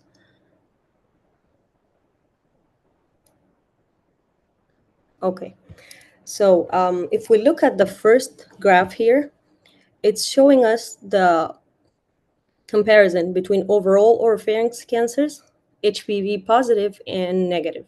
So we see the the HPV positive, the red line, is increasing through the years, while the overall oropharynx cancer is increasing, but not in the same way. The HPV negative is actually declining, probably because of the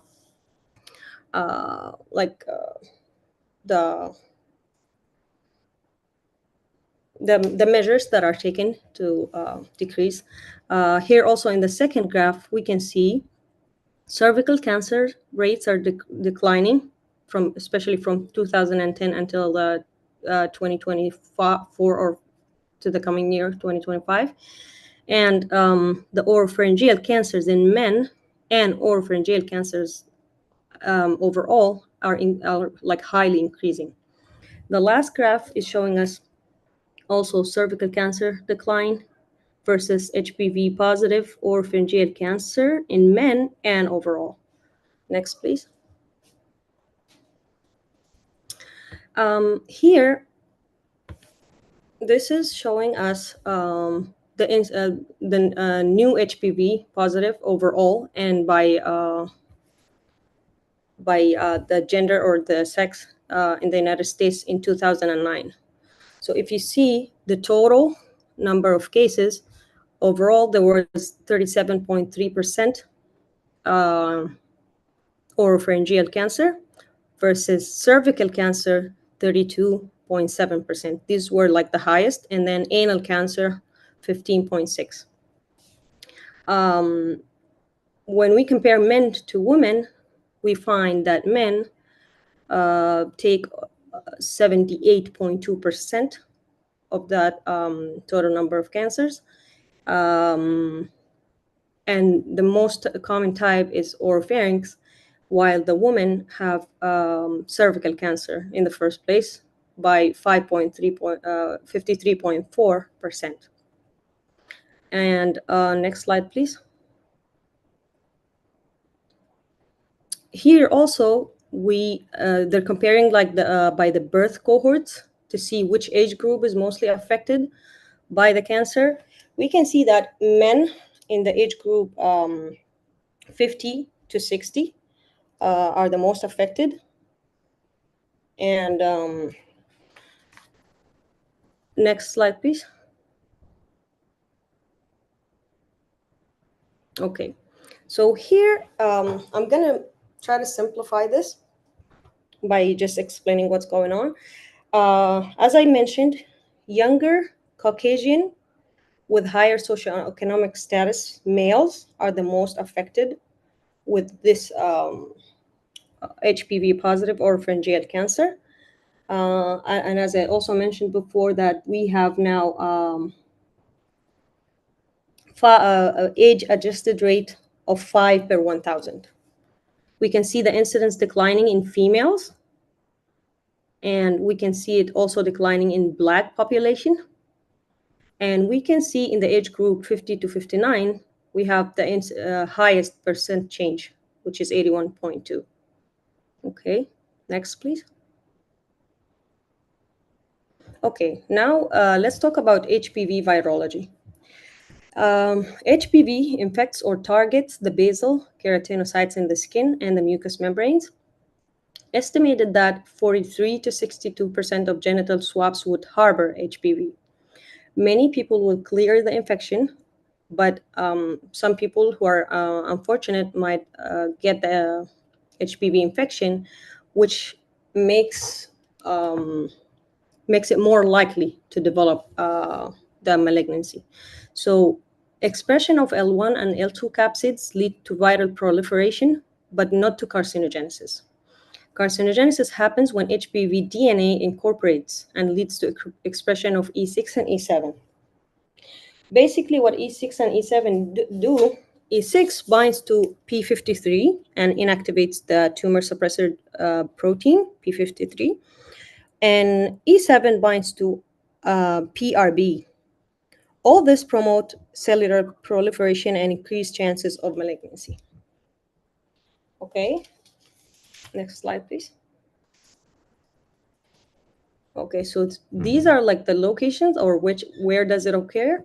It occurs in the tonsils, base of the tongue, posterior pharyngeal wall, and it arises mostly from the tonsillar crypts. Okay, next slide, please. Okay, this is a case presentation. A 50-year-old man notes a lump while shaving. He has no other symptoms. He feels great. He goes to golf. He runs. He has a full-time job. He's living happily with his wife and kids and everything. He's a non-smoker. And maybe the case can show a recent upper respiratory infection. Sorry about that. Okay. Infection. So the primary care provider gives 2 rounds of antibiotics, and after the antibiotics, he obtains CT scan, which shows enlarged lymph node. The neck mass in this adult person will need an evaluation. Okay. Probably the presentation would be a unilateral enlarged cervical lymph node. If this is like early stage. So we need to refer this guy to otolaryngology, head and neck surgeon, and then take proper history and examination of his exposure to HPV. As we said, he's non-smoker. That makes us kind of exclude the HPV negative squamous cell carcinoma. So what we will do next is take a biopsy from the neck, that lymph node, because that's probably not the primary site. And then the primary site, which would be an oropharyngeal location. To diagnose the HPV positive oropharyngeal cancer, we need to define the morphology, the nuclear cytoplasmic expression of P16 in more than or equal to 70% of the tumor cells, and a detection of high-risk HPV in the cells with like P16 immunohistochemistry. After that, the next step will be the staging. Staging will be just basic TNM. We will check if the local invasion, oropharyngeal cancers tend to be locally very invasive before they metastasize. The Mets will start by mediastinal lymph nodes. First, of course, the cervical lymph nodes, mediastinal lymph nodes, brain, liver, bone, skin, and sometimes the duodenum.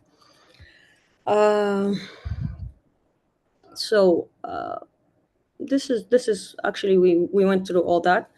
And can you check the next slide? Yeah, okay. So that concludes my part in the presentation. I hope you enjoyed it, and I'll leave the space to Dr. Wafa to continue. Thank you guys so much. And sorry for the inconvenience. Assalamu alaikum, everyone. My name is Safaa, not Wafa, Dr. Wala. Oh, sorry, Safaa, sorry. No problem. Can you please go to the previous slide, please? The oropharyngeal cancer management. Yes. No, the previous one. Number 11. Yes. Yes, this one. Okay, I will continue with the oropharyngeal cancer management. So there is 2 different type of approach to the oropharyngeal cancer. The first is surgical, the one who's preferred, and the second is non-surgical. The surgical, you can use transoral standard operation, or you can use the robotic resection for micro-invasive cancer, and also you can use a laser resection. It's according to the size and location of the tumor. More advanced tumor needs more extensive treatment. Also, there is radiation and chemoradiation. Next slide, please. There is common side effects of non-surgical therapy. The first is taste disturbance by 88%, nausea, vomiting by 36%, dry mouth by 29 to 38%, esophageal stricture by 5%, G-tube dependency longer than 1 year by 9%, and the most side effects come from the radiation by more dental problem and dry mouth. And there's also skin changes and hoarseness of voice. Next slide, please. In 2012, they said that 12,989 new cases annually appear of HPV. But when you saw in 2014 to 2018, yeah, you're going to find that 14 million newly infected cases annually discovered in the United States. And they said also the cost per person is $43,200, and the social cost is $306 million. But when you saw in 2014 and 2018, $9 billion spent for HPV-related diseases. 55% goes to cervical cancer screening and follow-up, and 43.8% for cancer-related diseases. Next. Okay, the transmission of the oral HPV, it's the most common sexually transmitted diseases. It's not can easily transmitted by sharing drinks or kisses on the cheeks. But in CDC, they said it can be skin to skin transmitted, also genitally and by throat. They said by 50% of sexually active adults will experience HPV in their life. 90% of it will be eliminated by if they have good immunity system. The partner will have to share, will have likely already shared any infection. The new partner must discuss the protection method like condoms and barrier protection. Any exposure doesn't mean cancer. So also they said you can be infected even if you don't have have relationship. Okay, at the partner level of risk, the partner will have the same risk as the among general population, no increase in risk. But if you are already get infected, if your partner will have HPV-associated head and neck squamous cell carcinoma, you may have slightly higher rate of HPV-associated cancer like anal, penile, or oropharyngeal, but these cancers remain rare. The chance of having this cancer are low all over the society. Next. Okay, here is the good news. The goal of vaccination. The vaccination show activity against any anogenital HPV infection, pre-malignancy, and cancer. Also, the vaccination have wide activity against different strains of HPV prior to exposure. That will decrease the burden of infection, exposure, HPV-related cancer in population in general. Next. Okay, the role of HPV vaccination, they said it's recommended to have the vaccination and routine immunization between the age of 11 to 12. I think now it's from 9 to 12, per males and female. The catch-up vaccination up to 21 years old in male and 26 in female. The immunosuppressed males and female through 26 years, and with the homosexual and bisexual men through 26 years old, and before have any sexual relationship. And you may ask yourself, if I am like 40 years old and I'm scared to get the HPV, should I have the vaccine? I will tell you that will not be that effective as if it is if you are younger, because they said you already exposed to the virus, and it's more effective to have screening for any cancer that's related to HPV virus. The presented vaccine, the quadrivalent Gardasil, Merck, it is against 6, 11, 16, and 18 virus, and mostly for 16 virus, because it's causing 95% of the HPV oropharyngeal squamous cell carcinoma. Also non-valent, they called it Gardasil, Merck. It's for wider strains, 6, 11, 16, 18, 31, 33, 45, 52, and 58. Also bivalent, they called it Cervarix. It's for 16 and 18, and they all are safe and effective. You can use 3 doses over 6 months, and the people under 15, you can give them 2 doses 6 to 12 months apart. Next.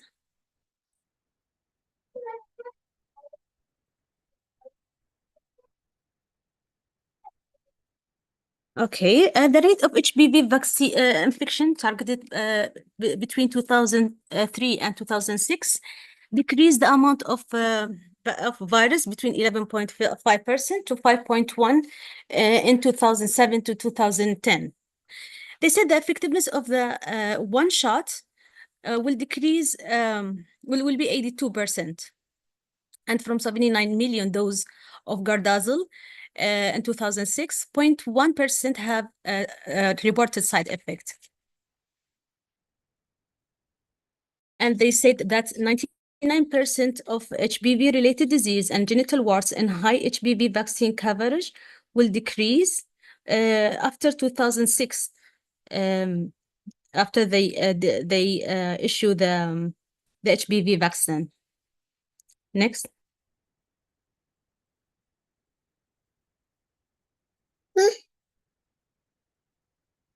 Okay. The HPV vaccine efficacy, they said that 7,466 women given either HPV 16 and 8 and vaccine of HBA vaccine, 93.3% vaccine efficacy is reported. But about the cancer, they cannot report how efficacy it is because it is latent appearance. Next.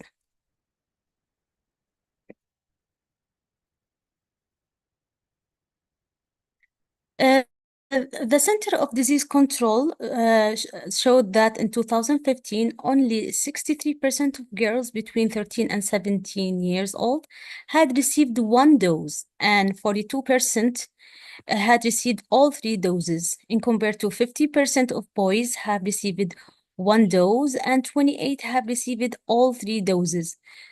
That means the primary reason is that it is not recommended by their doctors. Next. The summary, HPV vaccine is recommended for all girls and boys. Goal is to immunize prior to infection is much better. Vaccine has proven efficacy. The utilization is poor until now and need to be improved. The education is needed among children and young adults, pediatrician and parents. Thank you all for your time, and I hope that will be beneficial for all of you. Thank you, Dr. Safaa. I'd like to thank Dr. Einas for helping us through this.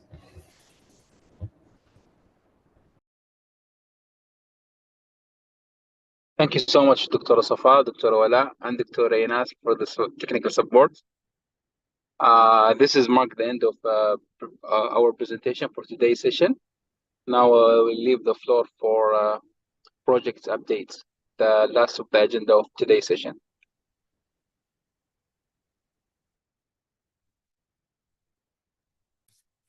Thank you all the presenters and Dr. Khalid for great presentations.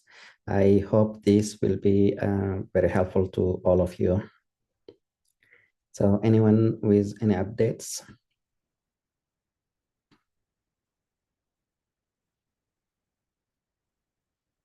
Hello, Dr. Nader. Hello, Dr. Okay. Good, thanks. We have some ongoing project. I have my colleague, Dr. Mustafa. He has more about it, so he will be able to talk to you. Sounds good. Thank you. Thanks so much. Assalamu alaikum, Dr. Nader. Alaikum salam wa rahmatullah. Go ahead. Here. Should I share my screen or should I just tell you in brief about the project? Whichever easier. Okay, so basically, Dr. Nader, we are starting to think about a retrospective cohort study. We have a huge database from Qatar here from 2019 to 2024. The only center for storage in Qatar is our HMC, Haimed Medical Corporation. So basically, all the patients who got a stroke from 2019 up to 2024 we have all their data, which around 6,746 patients. We collected a huge database starting from the baseline characteristic, which include like the nationality, year of birth, gender, diagnosis, baseline characteristic before the stroke, and comorbidities, BMI, all these things, and NIHSS scale, which type of stroke, like huge number of data. And then I came up with the multiple research questions. From this data, I'm sure we can generate up to 20 research questions. I have one question in my mind in regards to diabetes and stroke, like the new, what is the incidence of newly diagnosed diabetes in patients with ischemic stroke? This is our project question. We have like other questions to generate, like for example, effect of HbA1c on the severity of stroke, or effect of BMI on severity of stroke in patients who got newly diagnosed for diabetes. Like we have multiple research questions we can generate, but we chose one question in our mind for our group project, which is the incidence of newly diagnosed diabetes in patients with ischemic stroke from 2019 to 2024, which is going to be retrospective cohort study. So we already have the data, and what is pending for us is this statistical analysis. We need to find a statistician to analyze all these data, and then we can start writing the manuscript directly. Sounds good. Thank you for sharing, first of all, and this is a great opportunity, and thanks for the information. So basically, you have a huge database, which is great, and then you have the questions or the gap or the area where you want to study, which is also an important area. So as far as the statistician, I think this is the area where we need to work with like collaboration with other either departments or institutions. So my thinking is Dr. Ahmed is at my clinic, and he might have access to people at my clinic, and then we can collaborate with them. I used to work with MSU, Michigan State University, and when we started this program, we had similar data set, not as huge, but we collected the data, and we have 2 questions out of for the project, and we approach the data center at MSU, and they helped us at that time. So we can think about communicating with other institutions. So if possible, maybe we can connect with Dr. Ahmed and see if he can help us, or in the meantime, if any of you or your team knows anyone in some of the institutions in Qatar or in other places that we can approach and see if they can help. I know here when we worked with MSU, they have a method of payment, like you ask them to analyze something, then you get into contract. So we will pay such and such per hour or something like that. Unfortunately, we don't have funding for this program as of now. We are creating, or we already created a foundation. So we will start getting some donation or some funding. Hopefully in the future, we can support some of the activities like data analysis, for example, in your data set. So this is my suggestion, is to see if we can start some communication with some of the statisticians. I highly appreciate it, Dr. Nader. I'm sure that Dr. Ahmed can help us as well. If not, I'll try to find any statistician here in HMC, and I'll try to connect with them, and I'll let you know. I'll update you if I found anybody. And sometimes we may start with basic statistics like comparison using t-test and so forth, the basic tools of statistics. And this, I don't think you need a statistician, but if you want to dig deep into the data and you want to compare things differently using chi-square, for example, and so forth, you might need a statistician. But in case we cannot connect with someone, maybe we can try to figure out a way to do some of the basics. Sounds good. Yeah. Thank you. Thank you for your time. Dr. Mustafa we are lucky to have him in the group. He is very active and he has multiple publications. MashaAllah. Very good. So one thing we can do is you can identify, if you have time, you can be the leader for all the questions that you come across if you want to start with one project or a couple of projects. If you are busy, what we did in the past, you can come up with the number of projects. Let's say you have 5 research questions. So out of these 5, you will make 5 projects. So for each project, you can identify some of the fellows here to be a leader for one of them and the other one for another. So maybe you will have another 3 fellows who will lead 3 projects, and you can lead 2 projects if you have time to do that, for example. And each of these projects will have some fellows out of this fellowship, or maybe we can collaborate with other members outside this program. Let's say someone is interested in neurology. If we have fellows here in neurology, they can be one of these teams. If there are some, let's say I know some residents in Qatar who might be interested in neurology, but they are not a part of our group, we can also recruit them to be part of the team on one of these projects.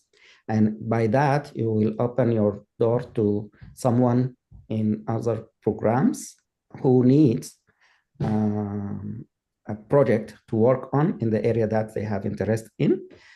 And you might find some support for that resident. So some programs, they will pay for statistical analysis, for example. So you have the idea, you have the data, but you don't have the money or the expertise to analyze the data. So you collaborate with someone else so that can get some funding and get their name published with the data, and they work with you in this. So this is how we did it in the past, for example.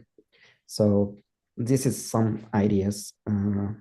So that idea actually, and it's okay with me to go and do it.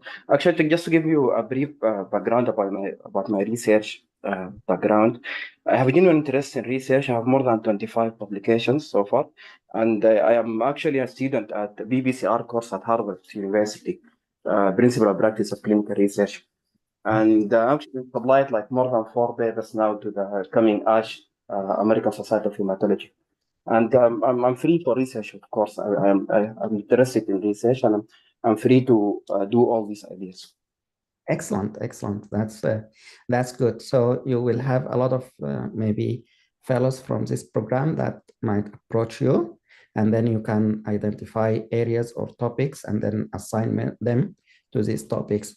The approach I suggest is you target posters or abstract submission first, because these are easier to submit to conferences and you can get accepted and publish that sooner.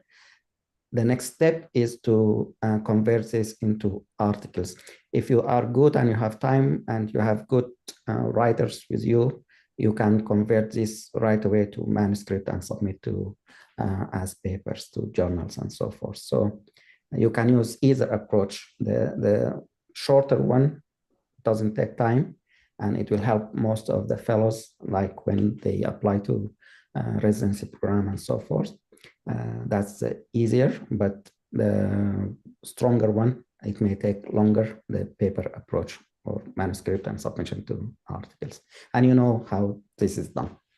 Thank you. Thanks a lot, Dr. Thank you. Appreciate it. Thank you very much, Dr. Nader. Thank you. Thank you, Dr. Samahir and your team. And thank you, Dr. Mustafa, for sharing. Dr. Nader? Yes, go ahead, Dr. Safaa. I just want to ask you about the email you sent us about the AMDA. Is there any more information about it? So I'm going to tell you briefly what that includes. So it's about the American Medical Director Association. That's the name of the society or the association. Now that changed to subacute and long-term care association. So basically physicians or physician assistant or nurse practitioners or anyone interested in dealing with subacute or long-term patients. So when I joined my fellowship in geriatric, I was encouraged by my mentors to apply for this group, and I did. So I became a member, and they have in each state, they have a supporting program where they will pay for you to attend the meeting. They have annual meetings. So some of the states will sponsor some of the fellows. The fellow could be a geriatric fellow, the case that I was at that time, or they can be a resident who are interested in providing care for older adults, or even medical students. So they can support anyone who's interested in being a member or attending the conference.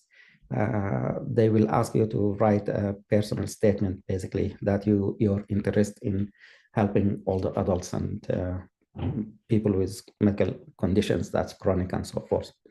But the program itself or the association, they have different chapters, mainly in most of the states. Each state, they have their own, like Florida, they have their chapter of AMDA, and they have their own activities and meetings. So they have their own different annual meetings. So for you guys, what I see is if you are interested in dealing with older adults, why don't you become a member of AMDA? The membership is free. They want to make sure you are a student or graduate. Like in your case, you will be a student in this fellowship. It's free for you, so you need to just apply. When you become a member, then you can approach, if you are inside the state, in the US, I mean, you can approach your chapter of that association. Let's say you are here in Michigan, they have MIMDA, which is Michigan AMDA, the American Medical Director Association here in Michigan. So you will approach them and you will be a volunteering member. So you can try to help them as much as you can, whatever you can do, even if you attend their meeting, for example. Here they will meet in October. And by that, you will expose yourself to some of the physicians, some of the program directors, or some connections in these areas. And hopefully you will have some, if you want to do, let's say, clinical skills or observership or whatever, then you have some connections. You want some letter of recommendations, you will have some connections. So it's opening the door for you. In your ERAS application, you will mention that in the societies or the activities that you are a member of AMDA or PALTIC, the post-acute long-term care. In the activities, you will mention that you will volunteering for this association or for the state chapter. You can mention any activities. If you want to attend their meeting next year, you may apply for their, they call it future program. So you can apply for that and see if the state where you live, they can support you, and you can attend that meeting and see also, you can make some connection there. So this is my suggestion for whoever interested in this group. But when I would try to have a membership, I think it's not free. It's I think like 400 plus. You mentioned, so it's categorized. So if you mention that you are a doctor, it's gonna be, as you mentioned, 400. If you are a student, it's free. If you are resident, it's free. I think they have some one of the Dr. Namarik, one of the fellows here in this program, I think she applied, and they asked her for verification that she is in this program. So I wrote her a letter that she is a student or a fellow in our program. So I think they accepted her. I didn't hear the final reply from her, but she was working on that. If you want to approach her, she was in the meeting. Okay, thank you. Dr. Namar, are you with us? She was in the meeting, but maybe not now. Thank you. Hello. Hello. Dr. Nader. Hello. Hi, everyone. I'm Malaz. We are from TAN team. I'm speaking on behalf of Dr. Adam because his mic he had some issues with his mic. We are the TAN team. Regarding the project update, we're currently doing, we're starting a project about challenges to telemedicine in conflict zones. And our population is probably going to be in Sudan. And we're in the process of starting our questionnaire. We're designing the questionnaire. Yeah, that's it. Excellent for sharing. Yeah, excellent. And Dr. Isra from Saudi Arabia, she had a poster that was accepted in a conference here in Michigan. So maybe you can approach her and see if you need any help. She will be willing to help. Okay. Thank you. Thank you, Dr. Nader. You're welcome. Go ahead, Dr. Daranaim. Yes, Dr. Nader, hi, how are you? Thanks, how are you? Good. Just I want to ask about the question, the ANDA that you mentioned, that how to apply. They ask, I try to apply and fill the information.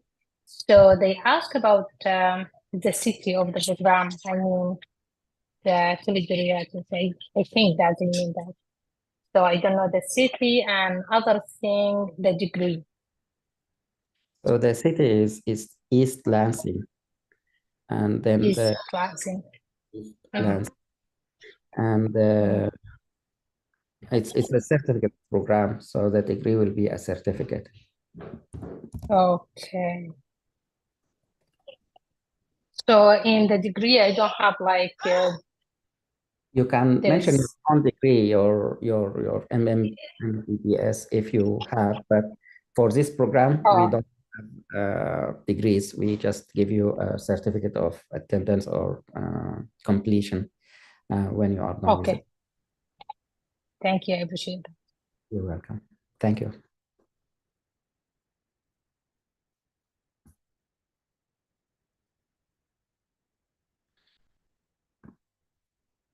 So I'm going to just add a few more comments regarding the meeting. So thank you so much for the presentations from today. And one of the statistical tool we talked about is the chi-square. So here, when I looked at PubMed, and I want to see if there are some articles that using the tool, and I come up with about 300 articles. When I review them, there are some of them that caught my attention, and I'm going to share this one. For example, the dentist or dental group in our fellowship program, they may be interested in something like that. So this article was recent trends in dental research in Saudi Arabia. Maybe we can expand that instead of Saudi Arabia. Maybe we can, if we have some people who are willing to collaborate, maybe from India, from Qatar, from other areas, Egypt, for example. So we will have similar approach using similar tools or similar methods, and we can modify the time period. So this is one of the things that maybe if you are in a situation you want to start a project, a research project, you don't know any idea, you can collaborate with some of the dental group in this group, and then maybe you can work on some of this research idea. This one thing. The other thing is, if you are interested in general, you are applying for family medicine or internal medicine, for example, you can do something similar to this. This is an article that about increased alcohol-related mortality in Wisconsin before COVID. So this is a 2-decade data set. So, but they look at the death in Wisconsin. Usually they have death certificates. They will list all the information in that, and it will be saved in a database. So each state, they will have their own data set. We can also replicate the same approach, but we can use it in a different, let's say, some of the fellows in Michigan, they can just do the same approach, same topic, but in Michigan or in Florida or in Illinois or some New York City, for example, state.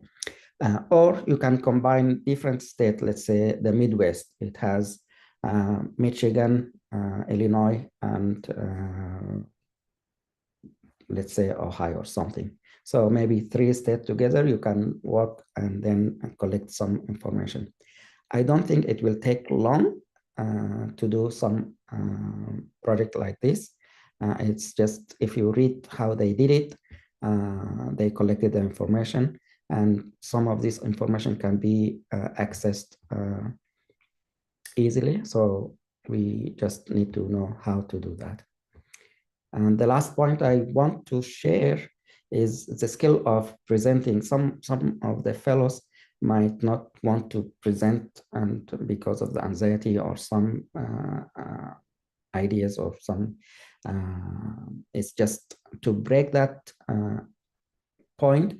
I want you to develop a skill of presenting. For example, when you are preparing your slide, in PowerPoint or in Google Slides, something, there is a section where at the bottom you will have the speaker notes, and you can write whatever you want to speak or you want to tell the audience here, and you can use AI to help you write this section. So instead of you do all the work, you can use AI as a tool to help identify some, for example, connecting sentences between slide 1, slide 2.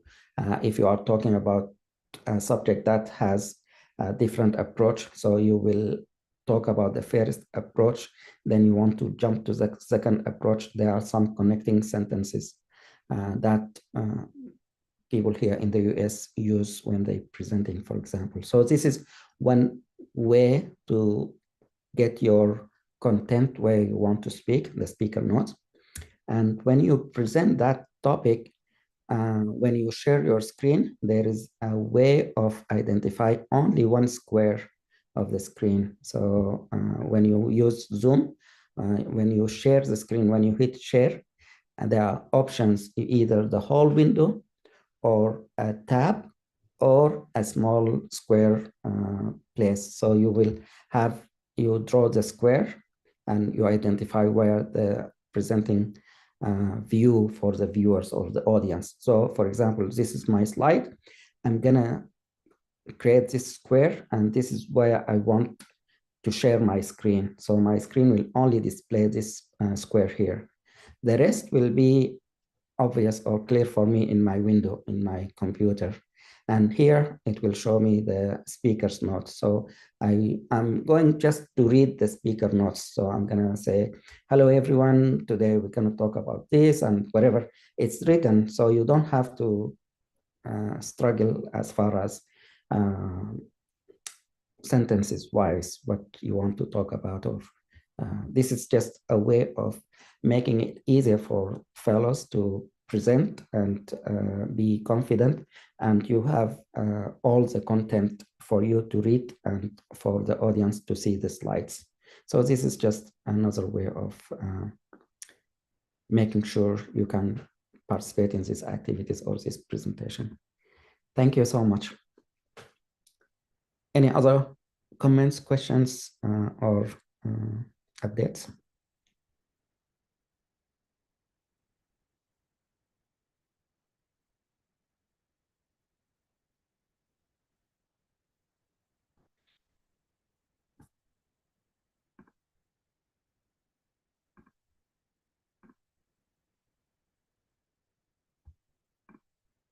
If not, I'd like to thank you again, Dr. Khalid, for moderating this meeting.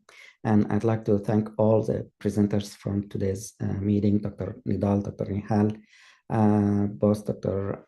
Rahma and Dr. Ola, Dr. Einas, Dr.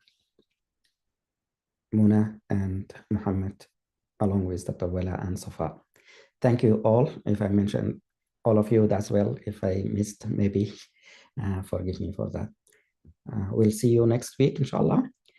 If you have any questions, please contact me via email or text me, call me. I'll be happy to assist. I wish you all the best. Have a good night or have a good day wherever you are. Assalamu alaikum. في أمان الله. وعليكم السلام. وعليكم السلام. وعليكم السلام ورحمة الله وبركاته. شكرا دكتور نادر.